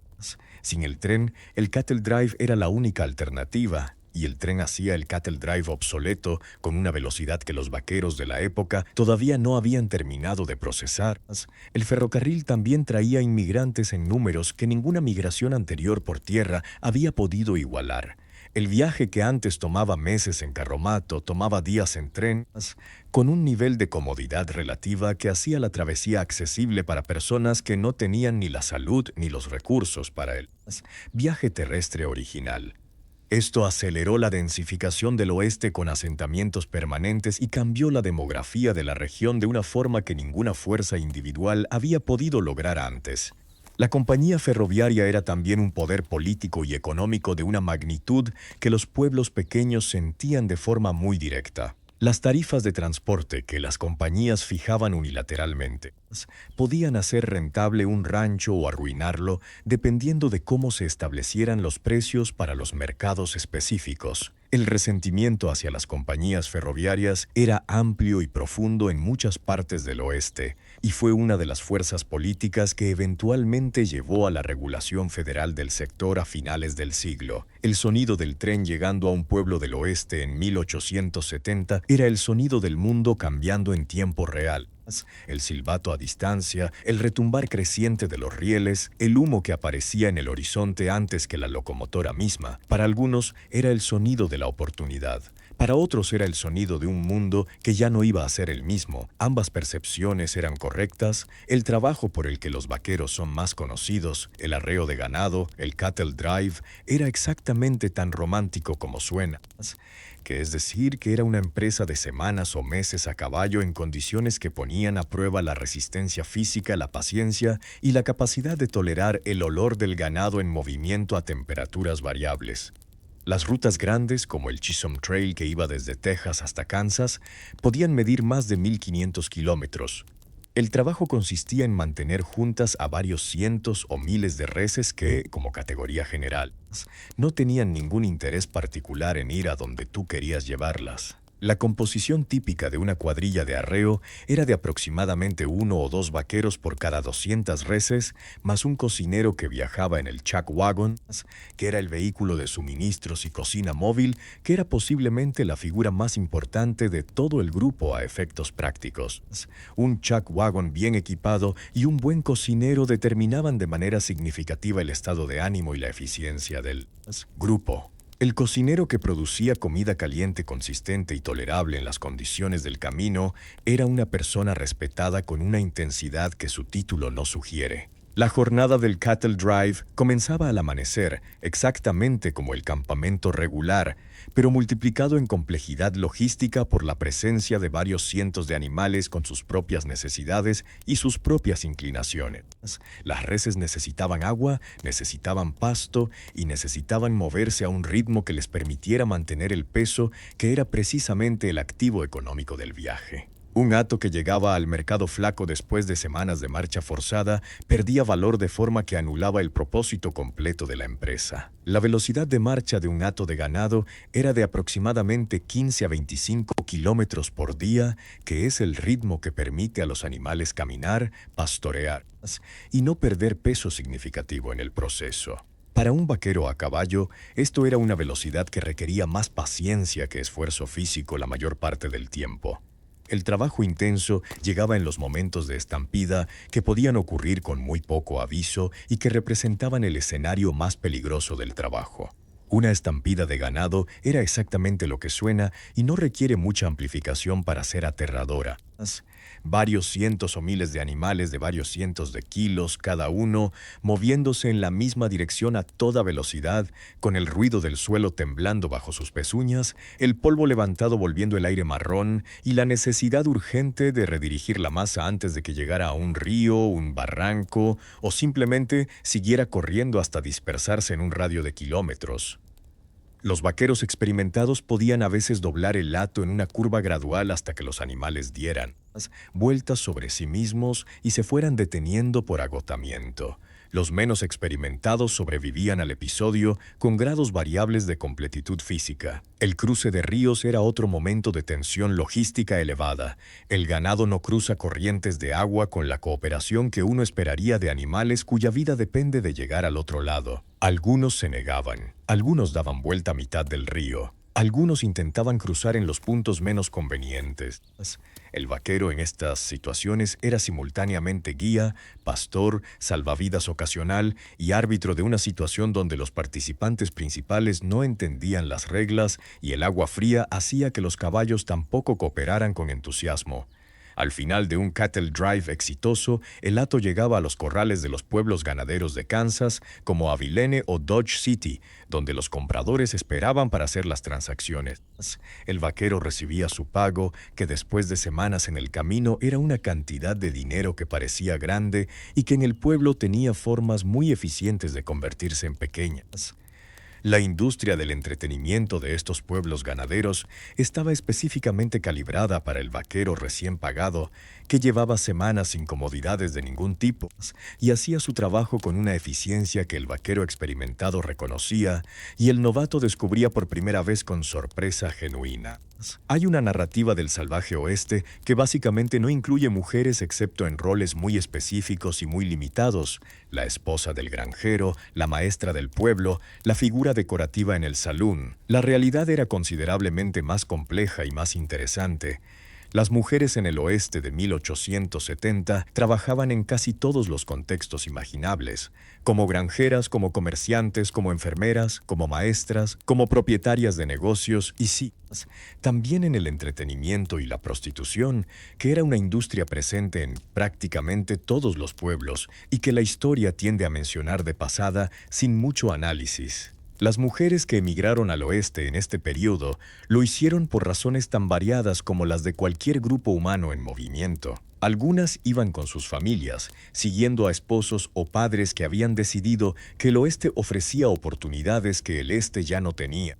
Algunas iban solas, con una determinación que el siglo XIX tendía a mirar con una mezcla de admiración y desaprobación que dependía mucho de quién hacía la evaluación. Algunas iban huyendo de algo, algunas iban buscando algo específico. En todos los casos, llegaban a una región donde las normas sociales de los entornos más estructurados del este tenían menos peso y donde la competencia era la capacidad de trabajar y de adaptarse, independientemente del género.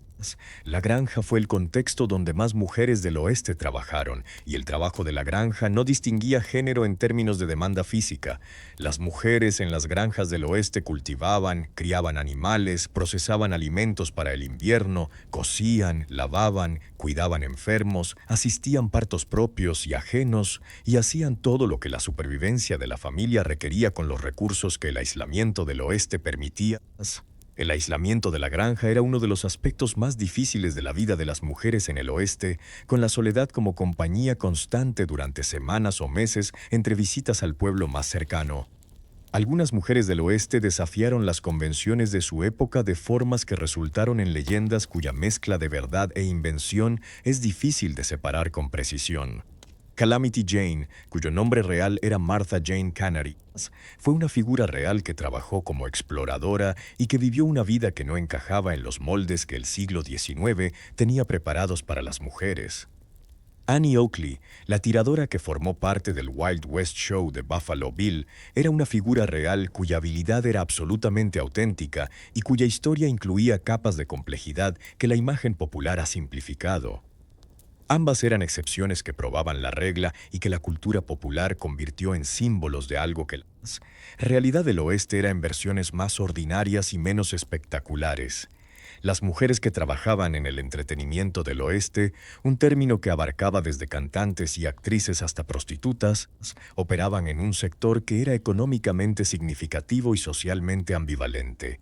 Las llamadas dancehall girls ganaban dinero considerable por los estándares de la época, con frecuencia más que cualquier otra opción laboral disponible para una mujer sin educación formal en un pueblo del oeste. Las condiciones de ese trabajo tenían sus propias adversidades que el ingreso compensaba solo parcialmente, y las historias de mujeres en ese sector que lograron acumular suficiente capital para comprar negocios propios o simplemente para irse a otro lugar y empezar de nuevo son frecuentes en AF, para ser más que anecdóticas. Los derechos legales de las mujeres en el oeste tuvieron un desarrollo interesante que merece mención directa. Wyoming fue el primer territorio en conceder el sufragio femenino en 1869, varias décadas antes que la enmienda constitucional que lo extendió al resto del país.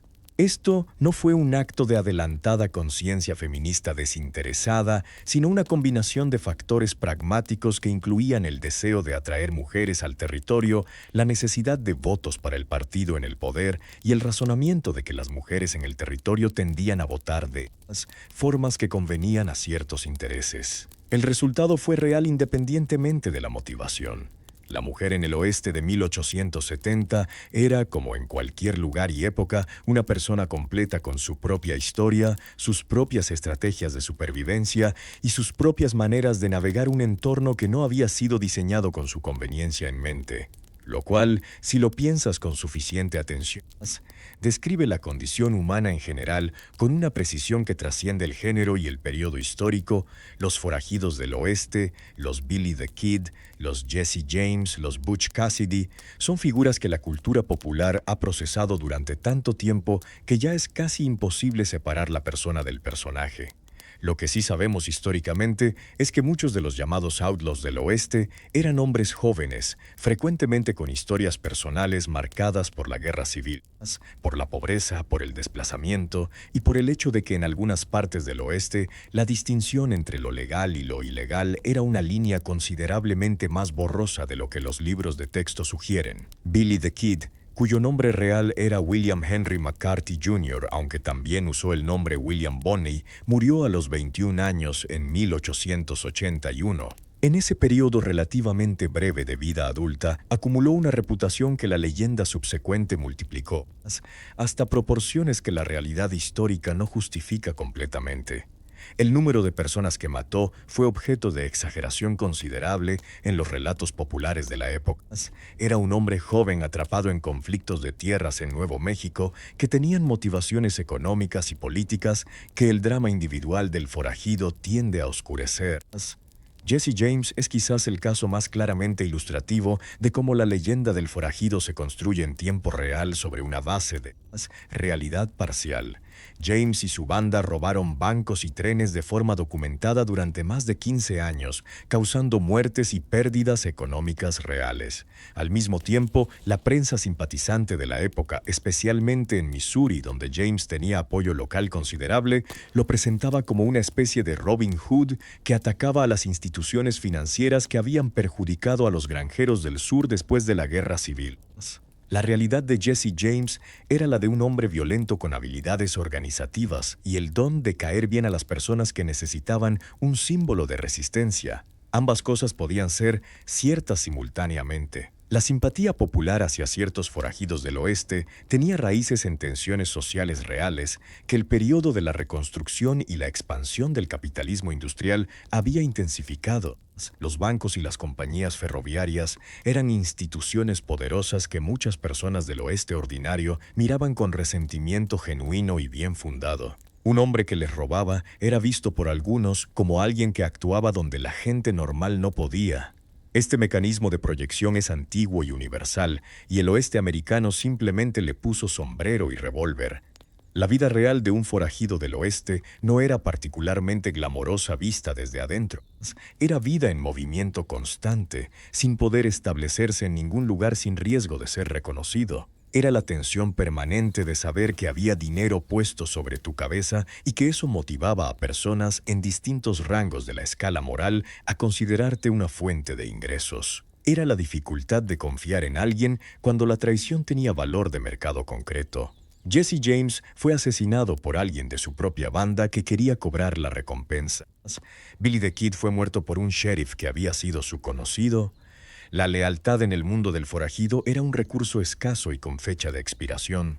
Las cárceles del oeste, cuando los forajidos llegaban a ellas, eran las mismas estructuras de calidad cuestionable que ya hemos mencionado, con tasas de fuga que hacían la encarcelación una solución temporal más que definitiva.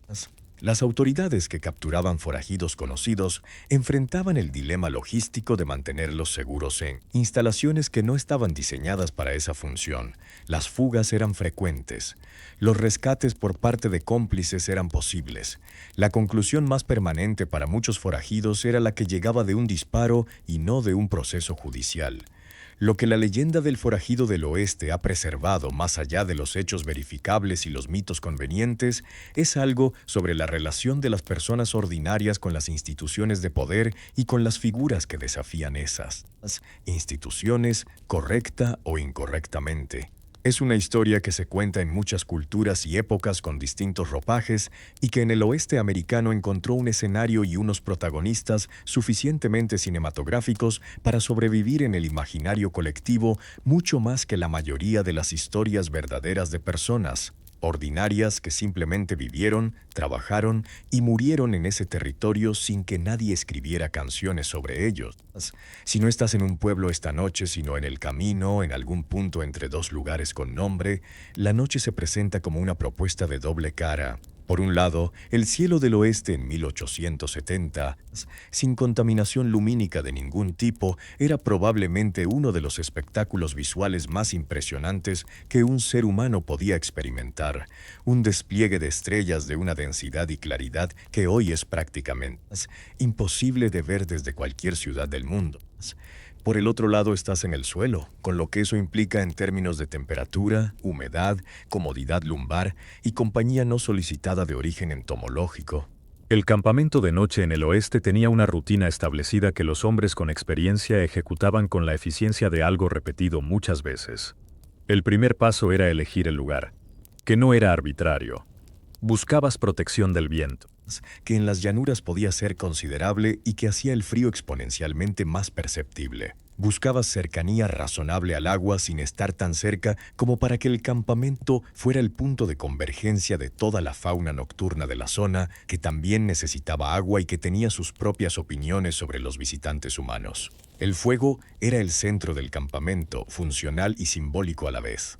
Cocinaba, calentaba, iluminaba el perímetro inmediato con esa luz que hace que todo lo que está dentro de ella parezca seguro y todo lo que está fuera parezca indistinto. El sonido del fuego, el crepitar de la madera y el susurro de las llamas es uno de esos sonidos que el cerebro humano procesa como señal de seguridad a un nivel que parece anterior al lenguaje y anterior a la historia. En el campamento del oeste, este instinto tenía fundamento práctico real.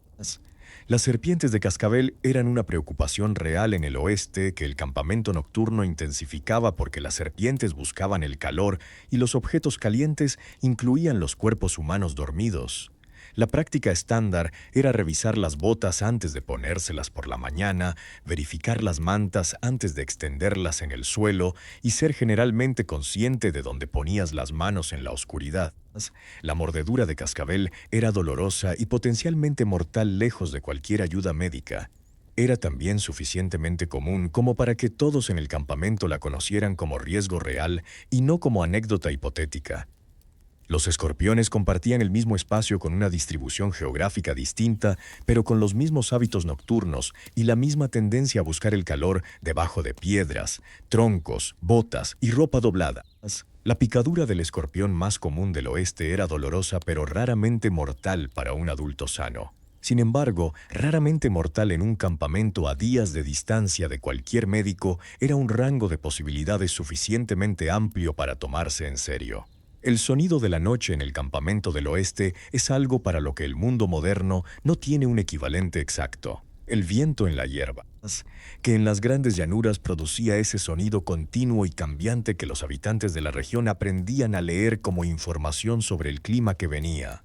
Los coyotes, que se comunicaban a distancia con aullos que a oídos no familiarizados podían parecer más cercanos y más numerosos de lo que realmente eran. El sonido de los caballos amarrados cerca, moviéndose y resoplando, que era paradójicamente tranquilizador, porque la inquietud de los caballos era frecuentemente el primer indicador de que algo en el entorno inmediato merecía atención. Las guardias nocturnas en grupos que viajaban con ganado o que tenían razones para preocuparse por la seguridad se hacían en turnos, con cada hombre tomando un periodo de responsabilidad durante el cual el sueño era imposible y la atención al entorno era el trabajo. La privación de sueño era una consecuencia habitual de los viajes largos en el oeste, acumulándose noche a noche con los efectos cognitivos y físicos que eso produce. Llegabas al destino cansado de una manera que el descanso de unos pocos días no borraba completamente. Pero el cielo era real y era extraordinario y era tuyo sin costo de admisión cada noche que estabas al aire libre. La Vía Láctea visible a simple vista como una banda de luz difusa, no como una imagen del libro de astronomía, sino como una presencia física en el cielo. Las estrellas fugaces que nadie tenía que señalar porque el cielo era suficientemente oscuro para que te las encontraras sin buscarlas. La luna que cuando salía transformaba el paisaje en algo de plata y sombra que no necesitaba ningún filtro para ser hermoso.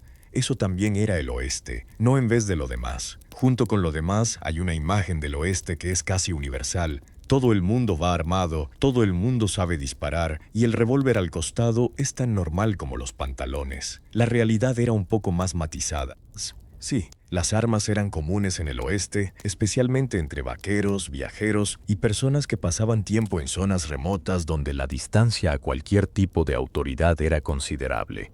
Pero muchos pueblos en la época tenían ordenanzas que requerían dejar las armas en la entrada, y no todo el mundo andaba con un revólver cargado en todo momento con la tranquilidad que las películas sugieren.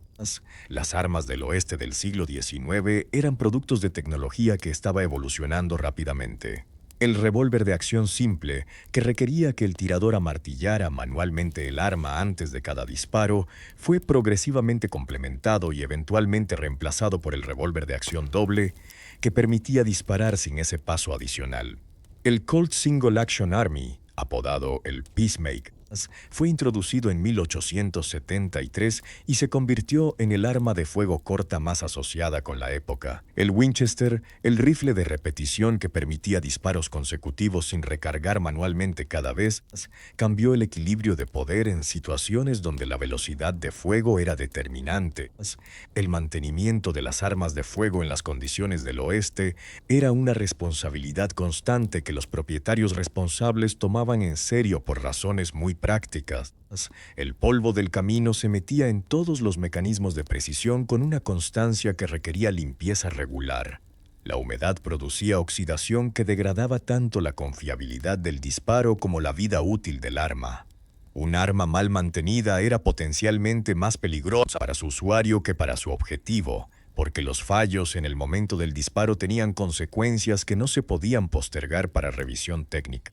La habilidad real con armas de fuego en el oeste era, como la habilidad con cualquier cosa, distribuida en un espectro amplio. Había tiradores genuinamente excepcionales, personas que habían pasado años con armas en mano y que podían hacer cosas con ellas que resultaban impresionantes incluso para estándares modernos.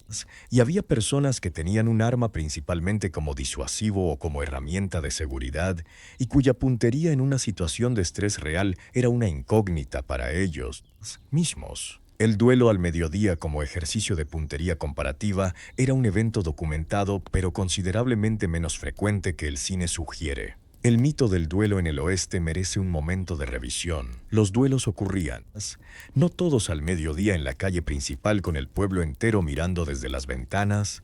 Muchas situaciones de violencia con armas en el oeste eran espontáneas, desorganizadas y resueltas con resultados que tenían más que ver con quién estaba más borracho, quién estaba más asustado y quién tenía el ángulo de disparo más favorable que con ningún código de honor caballeresco. Esto no hace las situaciones menos peligrosas, las hace más peligrosas, porque la impredictibilidad es el factor de riesgo más difícil de calcular. El argumento por el porte de armas en el oeste era en muchos casos simplemente geográfico. En una región donde la distancia al sheriff más cercano podía ser de horas y la posibilidad de encontrarse con personas de intenciones no verificadas era real, tener un arma era una extensión de la lógica de supervivencia que animaba todas las demás decisiones. No era ideologías. Era cálculo de probabilidades en un entorno donde la asistencia institucional llegaba tarde o no llegaba. Las consecuencias sociales del porte generalizado de armas eran exactamente las que cualquier análisis moderno predice. Situaciones que podrían haber terminado en insultos verbales o, en el mejor de los casos, en un golpe, escalaban a disparos porque la herramienta para escalar estaba disponible. El alcohol y las armas combinados en los saloons del oeste producían resultados estadísticamente predecibles que los contemporáneos registraban con una mezcla de resignación y, en algunos casos, con intentos genuinos de regulación que las ordenanzas municipales contra el porte en el pueblo representaban. No era una solución perfecta, era una solución práctica en un contexto que no ofrecía soluciones perfectas. Imagina que quieres comunicarte con alguien que está a 3 estados de distancia. No tienes teléfono, no tienes internet. El telégrafo existe desde la década de 1840, pero la línea no llega a todos los pueblos y definitivamente no llega a los campamentos en el camino. Tu opción principal es una carta que vas a escribir a mano, meter en un sobre, llevar a la oficina de correos del pueblo más cercano y esperar que llegue en algún momento entre una semana y nunca, dependiendo de la ruta, el clima y si el jinete que la transporta tuvo algún contratiempo en el camino. El Pony Express, que es la institución postal del oeste más famosa en el imaginario popular, duró apenas 18 meses, desde abril de 1860 hasta octubre de 1861, cuando el telégrafo transcontinental lo hizo obsoleto de un día para otro. Pero en esos 18 meses estableció algo que capturó la imaginación de la época y la de la posteridad. La posibilidad de que una carta cruzara el continente en 10 días, con jinetes relevándose en estaciones a lo largo de casi 3.000 kilómetros. Los jinetes del Pony Express eran jóvenes, frecuentemente menores de 18 años, y viajaban solos a alta velocidad por territorios que no garantizaban ningún tipo de seguridad. El trabajo pagaba bien. La esperanza de vida en el trabajo era una consideración que los candidatos procesaban individualmente. El telégrafo, una vez extendida su red, cambió fundamentalmente la velocidad a la que la información podía moverse por el continente. Un mensaje enviado por telégrafo desde Nueva York podía llegar a San Francisco en horas, no en semanas. Para las empresas, para el gobierno y para cualquier situación donde la oportunidad dependía de la velocidad de la información, el telégrafo era transformador. Para el individuo ordinario, en un pueblo pequeño sin oficina de telégrafo, seguía dependiendo del correo y de los sistemas de mensajería que el terreno y los recursos locales permitieran. Las oficinas de correos del oeste eran frecuentemente establecimientos modestos que combinaban esa función con otras, porque el volumen de correo en pueblos pequeños no justificaba un local dedicado exclusivamente. La tienda general, que también servía como oficina de correos, era común, con el comerciante haciendo las veces de postmaster y clasificando el correo que llegaba en los compartimentos de madera detrás del mostrador. La recogida del correo era un evento social para las comunidades pequeñas, un momento donde la gente se encontraba con la esperanza de recibir noticias de familiares distantes o correspondencia de negocios. La correspondencia personal en el oeste tenía una carga emocional que es difícil de imaginar en el contexto de la comunicación instantánea moderna. Una carta de un familiar que había quedado al este podía tardar semanas en llegar. La respuesta tardaba otras tantas. Una conversación que hoy ocurriría en minutos por mensajes de texto se extendía en el siglo XIX durante meses de espera y anticipación. El valor de las palabras escritas era consecuentemente mayor y la preservación de cartas como objetos físicos importantes era práctica común porque representaban conexiones con personas y lugares que la distancia convertía en abstractos. Los periódicos llegaban al oeste con el correo, con retraso pero con regularidad en los pueblos conectados a las rutas postales. Las noticias que leías en el oeste en 1870 podían tener días o semanas de antigüedad dependiendo de dónde estabas. Esto no era percibido como una deficiencia, sino como la condición normal de la información. La idea de que los eventos del mundo podían conocerse casi en el momento en que ocurrían era literalmente inconcebible para la mayoría de las personas de la época. La noticia llegaba cuando llegaba y la aceptabas con la gratitud de quien sabe que no hay alternativa disponible. Escribes tu carta esta tarde en la mesa del salón, con el papel escaso que tienes en las alforjas y la tinta que el dueño del establecimiento presta por una moneda. Las palabras tienen que ser económicas porque el papel tiene que durar. Le cuentas a quien sea que está al otro lado lo esencial. Estás bien, el camino fue esto, llegaste hasta aquí. No sabes cuándo vuelves. Doblas la carta, la selles con cera si tienes, escribes la dirección con la mejor letra que puedes y la llevas a la oficina de correos antes de que cierren, que es pronto porque todo cierra pronto en el oeste. Ahora solo queda esperar. Y en el oeste, la espera es una habilidad que todo el mundo termina dominando. El paisaje del oeste americano es famoso por su belleza y con razón. Pero lo que las fotos panorámicas no transmiten del todo es la variedad y la intensidad del clima que ese paisaje produce. Las grandes llanuras en particular son una región de extremos. Veranos que pueden superar los 40 grados con un sol que no tiene ningún edificio alto ni árbol suficientemente grande para bloquearlo, e inviernos que pueden bajar a temperaturas bajo cero con ventiscas que la meteorología del siglo XIX no tenía forma confiable de predecir. El verano en las grandes llanuras era una experiencia térmica que las personas de las costas o de regiones con más cobertura arbórea no podían haber anticipado completamente. El sol en la llanura abierta es omnidireccional en un sentido que el sol en la ciudad no es.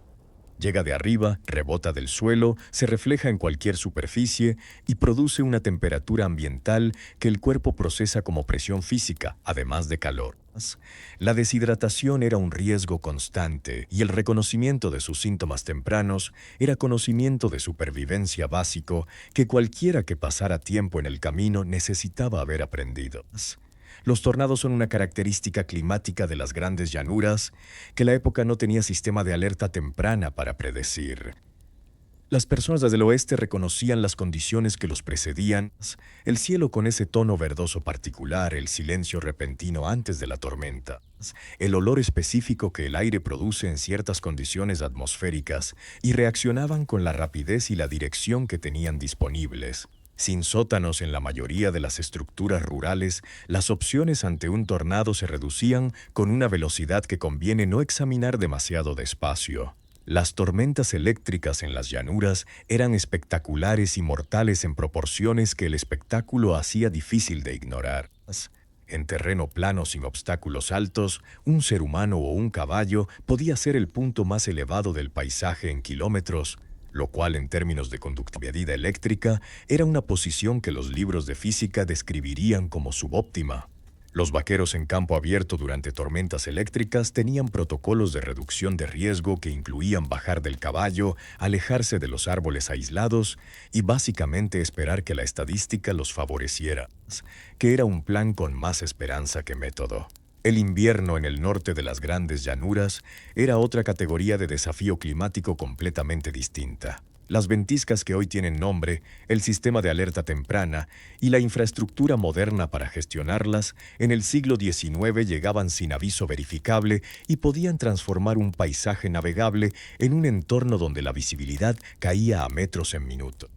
Las historias de personas perdidas en ventiscas a corta distancia de sus propias casas no eran anécdotas excepcionales en el norte del oeste. Eran tragedias documentadas que los habitantes de la región tomaban como advertencia práctica. La preparación para el invierno en el oeste era un trabajo de meses que comenzaba en el verano y que determinaba las probabilidades de supervivencia del periodo más difícil. Almacenar comida, preparar leña, reforzar estructuras contra el frío, asegurarse de que el ganado tuviera forraje suficiente para los meses donde el pasto no estaría disponible. Todo esto requería trabajo, previsión y recursos que no todas las familias tenían en las proporciones necesarias. Un invierno particularmente duro podía llevarse ganado, cultivos y, en casos extremos, personas con una implacabilidad que el paisaje veraniego no anunciaba. La primavera, después de un invierno duro en el oeste, llegaba con un alivio que las personas del siglo XXI, con calefacción central y supermercados abiertos 12 meses al año, no tienen referente emocional para imaginar completamente. El deshielo de los ríos, el retorno de la hierba verde, la posibilidad de trabajar al aire libre sin riesgo de hipotermia. La primavera en el oeste no era solo una estación. Era la confirmación de que había sobrevivido a la anterior, que no era garantía ni obviedad, sino un logro que el cuerpo y la mente registraban como alivio profundo y renovación genuina. La economía del oeste en 1870 era una mezcla de efectivo, trueque, crédito informal y una serie de promesas que a veces se cumplían y a veces no. Un vaquero que completaba un cattle drive podía ganar entre $20 y $40 al mes, que en términos absolutos no era una fortuna, pero tampoco era despreciable comparado con otros trabajos de la época. El problema era que ese dinero llegaba al pueblo al final del viaje y el pueblo tenía varias industrias especializadas en redistribuirlo con una eficiencia notable: el salón, el juego, el hotel y la tienda general, en ese orden de velocidad. La economía del oeste operaba con una liquidez que dependía enormemente de la industria ganadera y de los ciclos de los cattle drives. Cuando los vaqueros llegaban a los pueblos al final de un arreo, la economía local se animaba con ese flujo de efectivo que todos los comerciantes esperaban y para el cual habían extendido crédito durante los meses anteriores. Cuando el ganado era escaso, cuando el precio en los mercados del este caía o cuando las condiciones climáticas habían dificultado el año ganadero, la economía de los pueblos del oeste sentía el efecto con la inmediatez de los sistemas con pocas capas de amortiguación. El crédito en la tienda general era una institución fundamental del oeste que funcionaba sobre la base de la confianza y el conocimiento personal de una manera que los sistemas de crédito modernos no replican.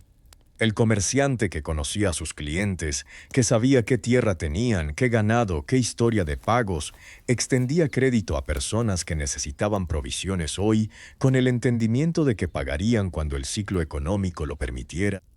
Era un sistema con sus propias injusticias y sus propias formas de abuso, pero también con una flexibilidad humana que los sistemas formalizados de crédito pierden. Los granjeros del oeste, a diferencia de los vaqueros, tenían una relación con el dinero que estaba mediada por los ciclos de la cosecha y por los precios que el mercado pagaba por sus productos. El ferrocarril había creado la posibilidad de llegar a mercados nacionales, pero también había creado dependencia de las tarifas ferroviarias que podían cambiar unilateralmente. Un agricultor que plantaba trigo calculando un precio de mercado y descubría al momento de la cosecha que los precios habían caído o que las tarifas de transporte habían subido, estaba en una posición financiera que no tenía solución rápida. El endeudamiento agrario era una realidad del oeste que eventualmente contribuyó a los movimientos políticos populistas de finales del siglo. El oro y la plata tenían una relación especial con la economía del oeste que iba más allá de su valor como metales. Los descubrimientos de oro desde California en 1848 hasta los territorios del Colorado y Nevada en las décadas siguientes habían creado economías locales de extracción que tenían sus propias dinámicas completamente distintas a la economía ganadera o agrícola. Las ciudades mineras vivían ciclos de auge y colapso que los pueblos ganaderos no conocían en la misma velocidad. Un filón agotado convertía una ciudad próspera en pueblo fantasma en meses. El juego como actividad económica merece mención separada porque en el oeste funcionaba como un sistema de redistribución de riqueza de efectividad notable. El dinero que los vaqueros traían de los cattle drives pasaba por el salón, el juego tomaba su porción, y parte de ese dinero eventualmente circulaba de vuelta a la economía local en forma de salarios del personal del salón, compras del propietario y otras transacciones. Era ineficiente como sistema de distribución comparado con los mecanismos modernos, pero era el sistema que la estructura económica y social del oeste producía naturalmente. Metes en el bolsillo lo que queda de los dólares con que empezaste el día y haces el cálculo silencioso que todos hacen en algún momento de la tarde en el oeste. ¿Cuánto te queda? ¿Cuánto necesitas para lo que viene? ¿Y en qué orden de prioridad se distribuye la diferencia? Las matemáticas del oeste eran simples en su estructura y frecuentemente difíciles en su resultado. Pero el resultado de hoy era el punto de partida de mañana, y en el oeste la capacidad de empezar de nuevo con lo que quedaba era una habilidad tan fundamental como saber montar a caballo. El día en el oeste de 1870 no termina con un duelo dramático ni con un jinete desapareciendo hacia el horizonte dorado. Termina, como casi todos los días en casi todas las épocas de la historia humana, con alguien muy cansado buscando un lugar razonablemente horizontal donde perder la conciencia por unas horas. Si estás en el pueblo, vuelves al hotel con su colchón de dudosa historia y sus compañeros de habitación no solicitados. Si estás en el camino, vuelves al suelo que al menos ya conoces y que ya ha demostrado su falta de interés en hacerte sentir bienvenido. Te quitas las botas, que es un proceso que requiere más esfuerzo del que debería, porque el cuero lleva todo el día endureciéndose con el calor y el polvo, y te recuestas mirando al techo o al cielo según el caso. El cansancio del día en el oeste era un cansancio físico de la variedad que el trabajo manual en condiciones exteriores produce y que el trabajo sedentario frente a una pantalla no replica de la misma manera. Era cansancio de músculos que habían sido usados de formas específicas, de articulaciones que habían absorbido impacto durante horas, de ojos que habían pasado el día en luz intensa, sin ninguna protección solar más sofisticada que el ala del sombrero. Era un cansancio que el cuerpo sabía procesar porque era el tipo de cansancio para el que el cuerpo fue diseñado en el sentido evolutivo del término, y que producía un sueño de la calidad profunda que la gente moderna en general envidia sin poder replicar fácilmente. Pero antes de dormir hay unos minutos que el día siempre tiene. Esos minutos entre recostarse y perder la conciencia donde el cuerpo empieza a soltarse y la mente todavía está procesando el material del día. En el oeste, estos minutos tenían su propio contenido, las conversaciones del salón que se reproducen con esa fidelidad imperfecta de la memoria reciente, el rostro de alguien que viste hoy y que te recordó a alguien que no has visto en meses, el cálculo de la distancia que queda hasta el próximo destino y la estimación de cuántos días llevará. Las preguntas sobre el futuro que el oeste producía con una regularidad que la falta de estructura amplificaba. Muchos de los hombres en el oeste del siglo XIX habían dejado atrás familias, comunidades y vidas que conocían por algo que era una mezcla de necesidad económica, ambición, aventuras y a veces simplemente el deseo de estar en un lugar donde nadie te conociera todavía. Algunos encontraban lo que buscaban, algunos encontraban otra cosa que resultaba aceptable. Algunos no encontraban nada y seguían moviéndose. El oeste era una región que absorbía a las personas en movimiento con una capacidad que la densidad baja y las posibilidades abiertas hacían posible, y que devolvía al este con menor frecuencia de lo que sus familias originales hubieran preferido. La conexión con las personas que habían quedado atrás era mantenida por las cartas que llegaban cuando llegaban, por los recuerdos que el tiempo iba suavizando sin borrar y por esa dimensión humana que no tiene nombre preciso y que es la forma en que las personas llevan consigo a otras personas, independientemente de la distancia física. Los hombres en los campamentos del oeste no hablaban de esto frecuentemente porque el código de la época no lo facilitaba. Pero la presencia de fotografías en los bolsillos de los vaqueros muertos era suficientemente común para ser documentada, y esas fotografías eran de personas, no de paisajes. El oeste que cierra este día no es el oeste de las películas. Es más polvoriento, más maloliente, más doloroso en las articulaciones y considerablemente menos cinematográfico en sus transiciones. Pero tiene esa cualidad real que la cinematografía, por muy hábil que sea, no puede replicar completamente. Pasó. Estas personas existieron. Este cielo con esta cantidad de estrellas estuvo sobre estos hombres y estas mujeres que dormían en el suelo y se levantaban de nuevo cada mañana sin garantía de nada en particular. Esa persistencia ordinaria, sin música épica y sin créditos de cierre, es tal vez la historia más honesta del oeste americano que existe. y es suficientemente buena para ser contada.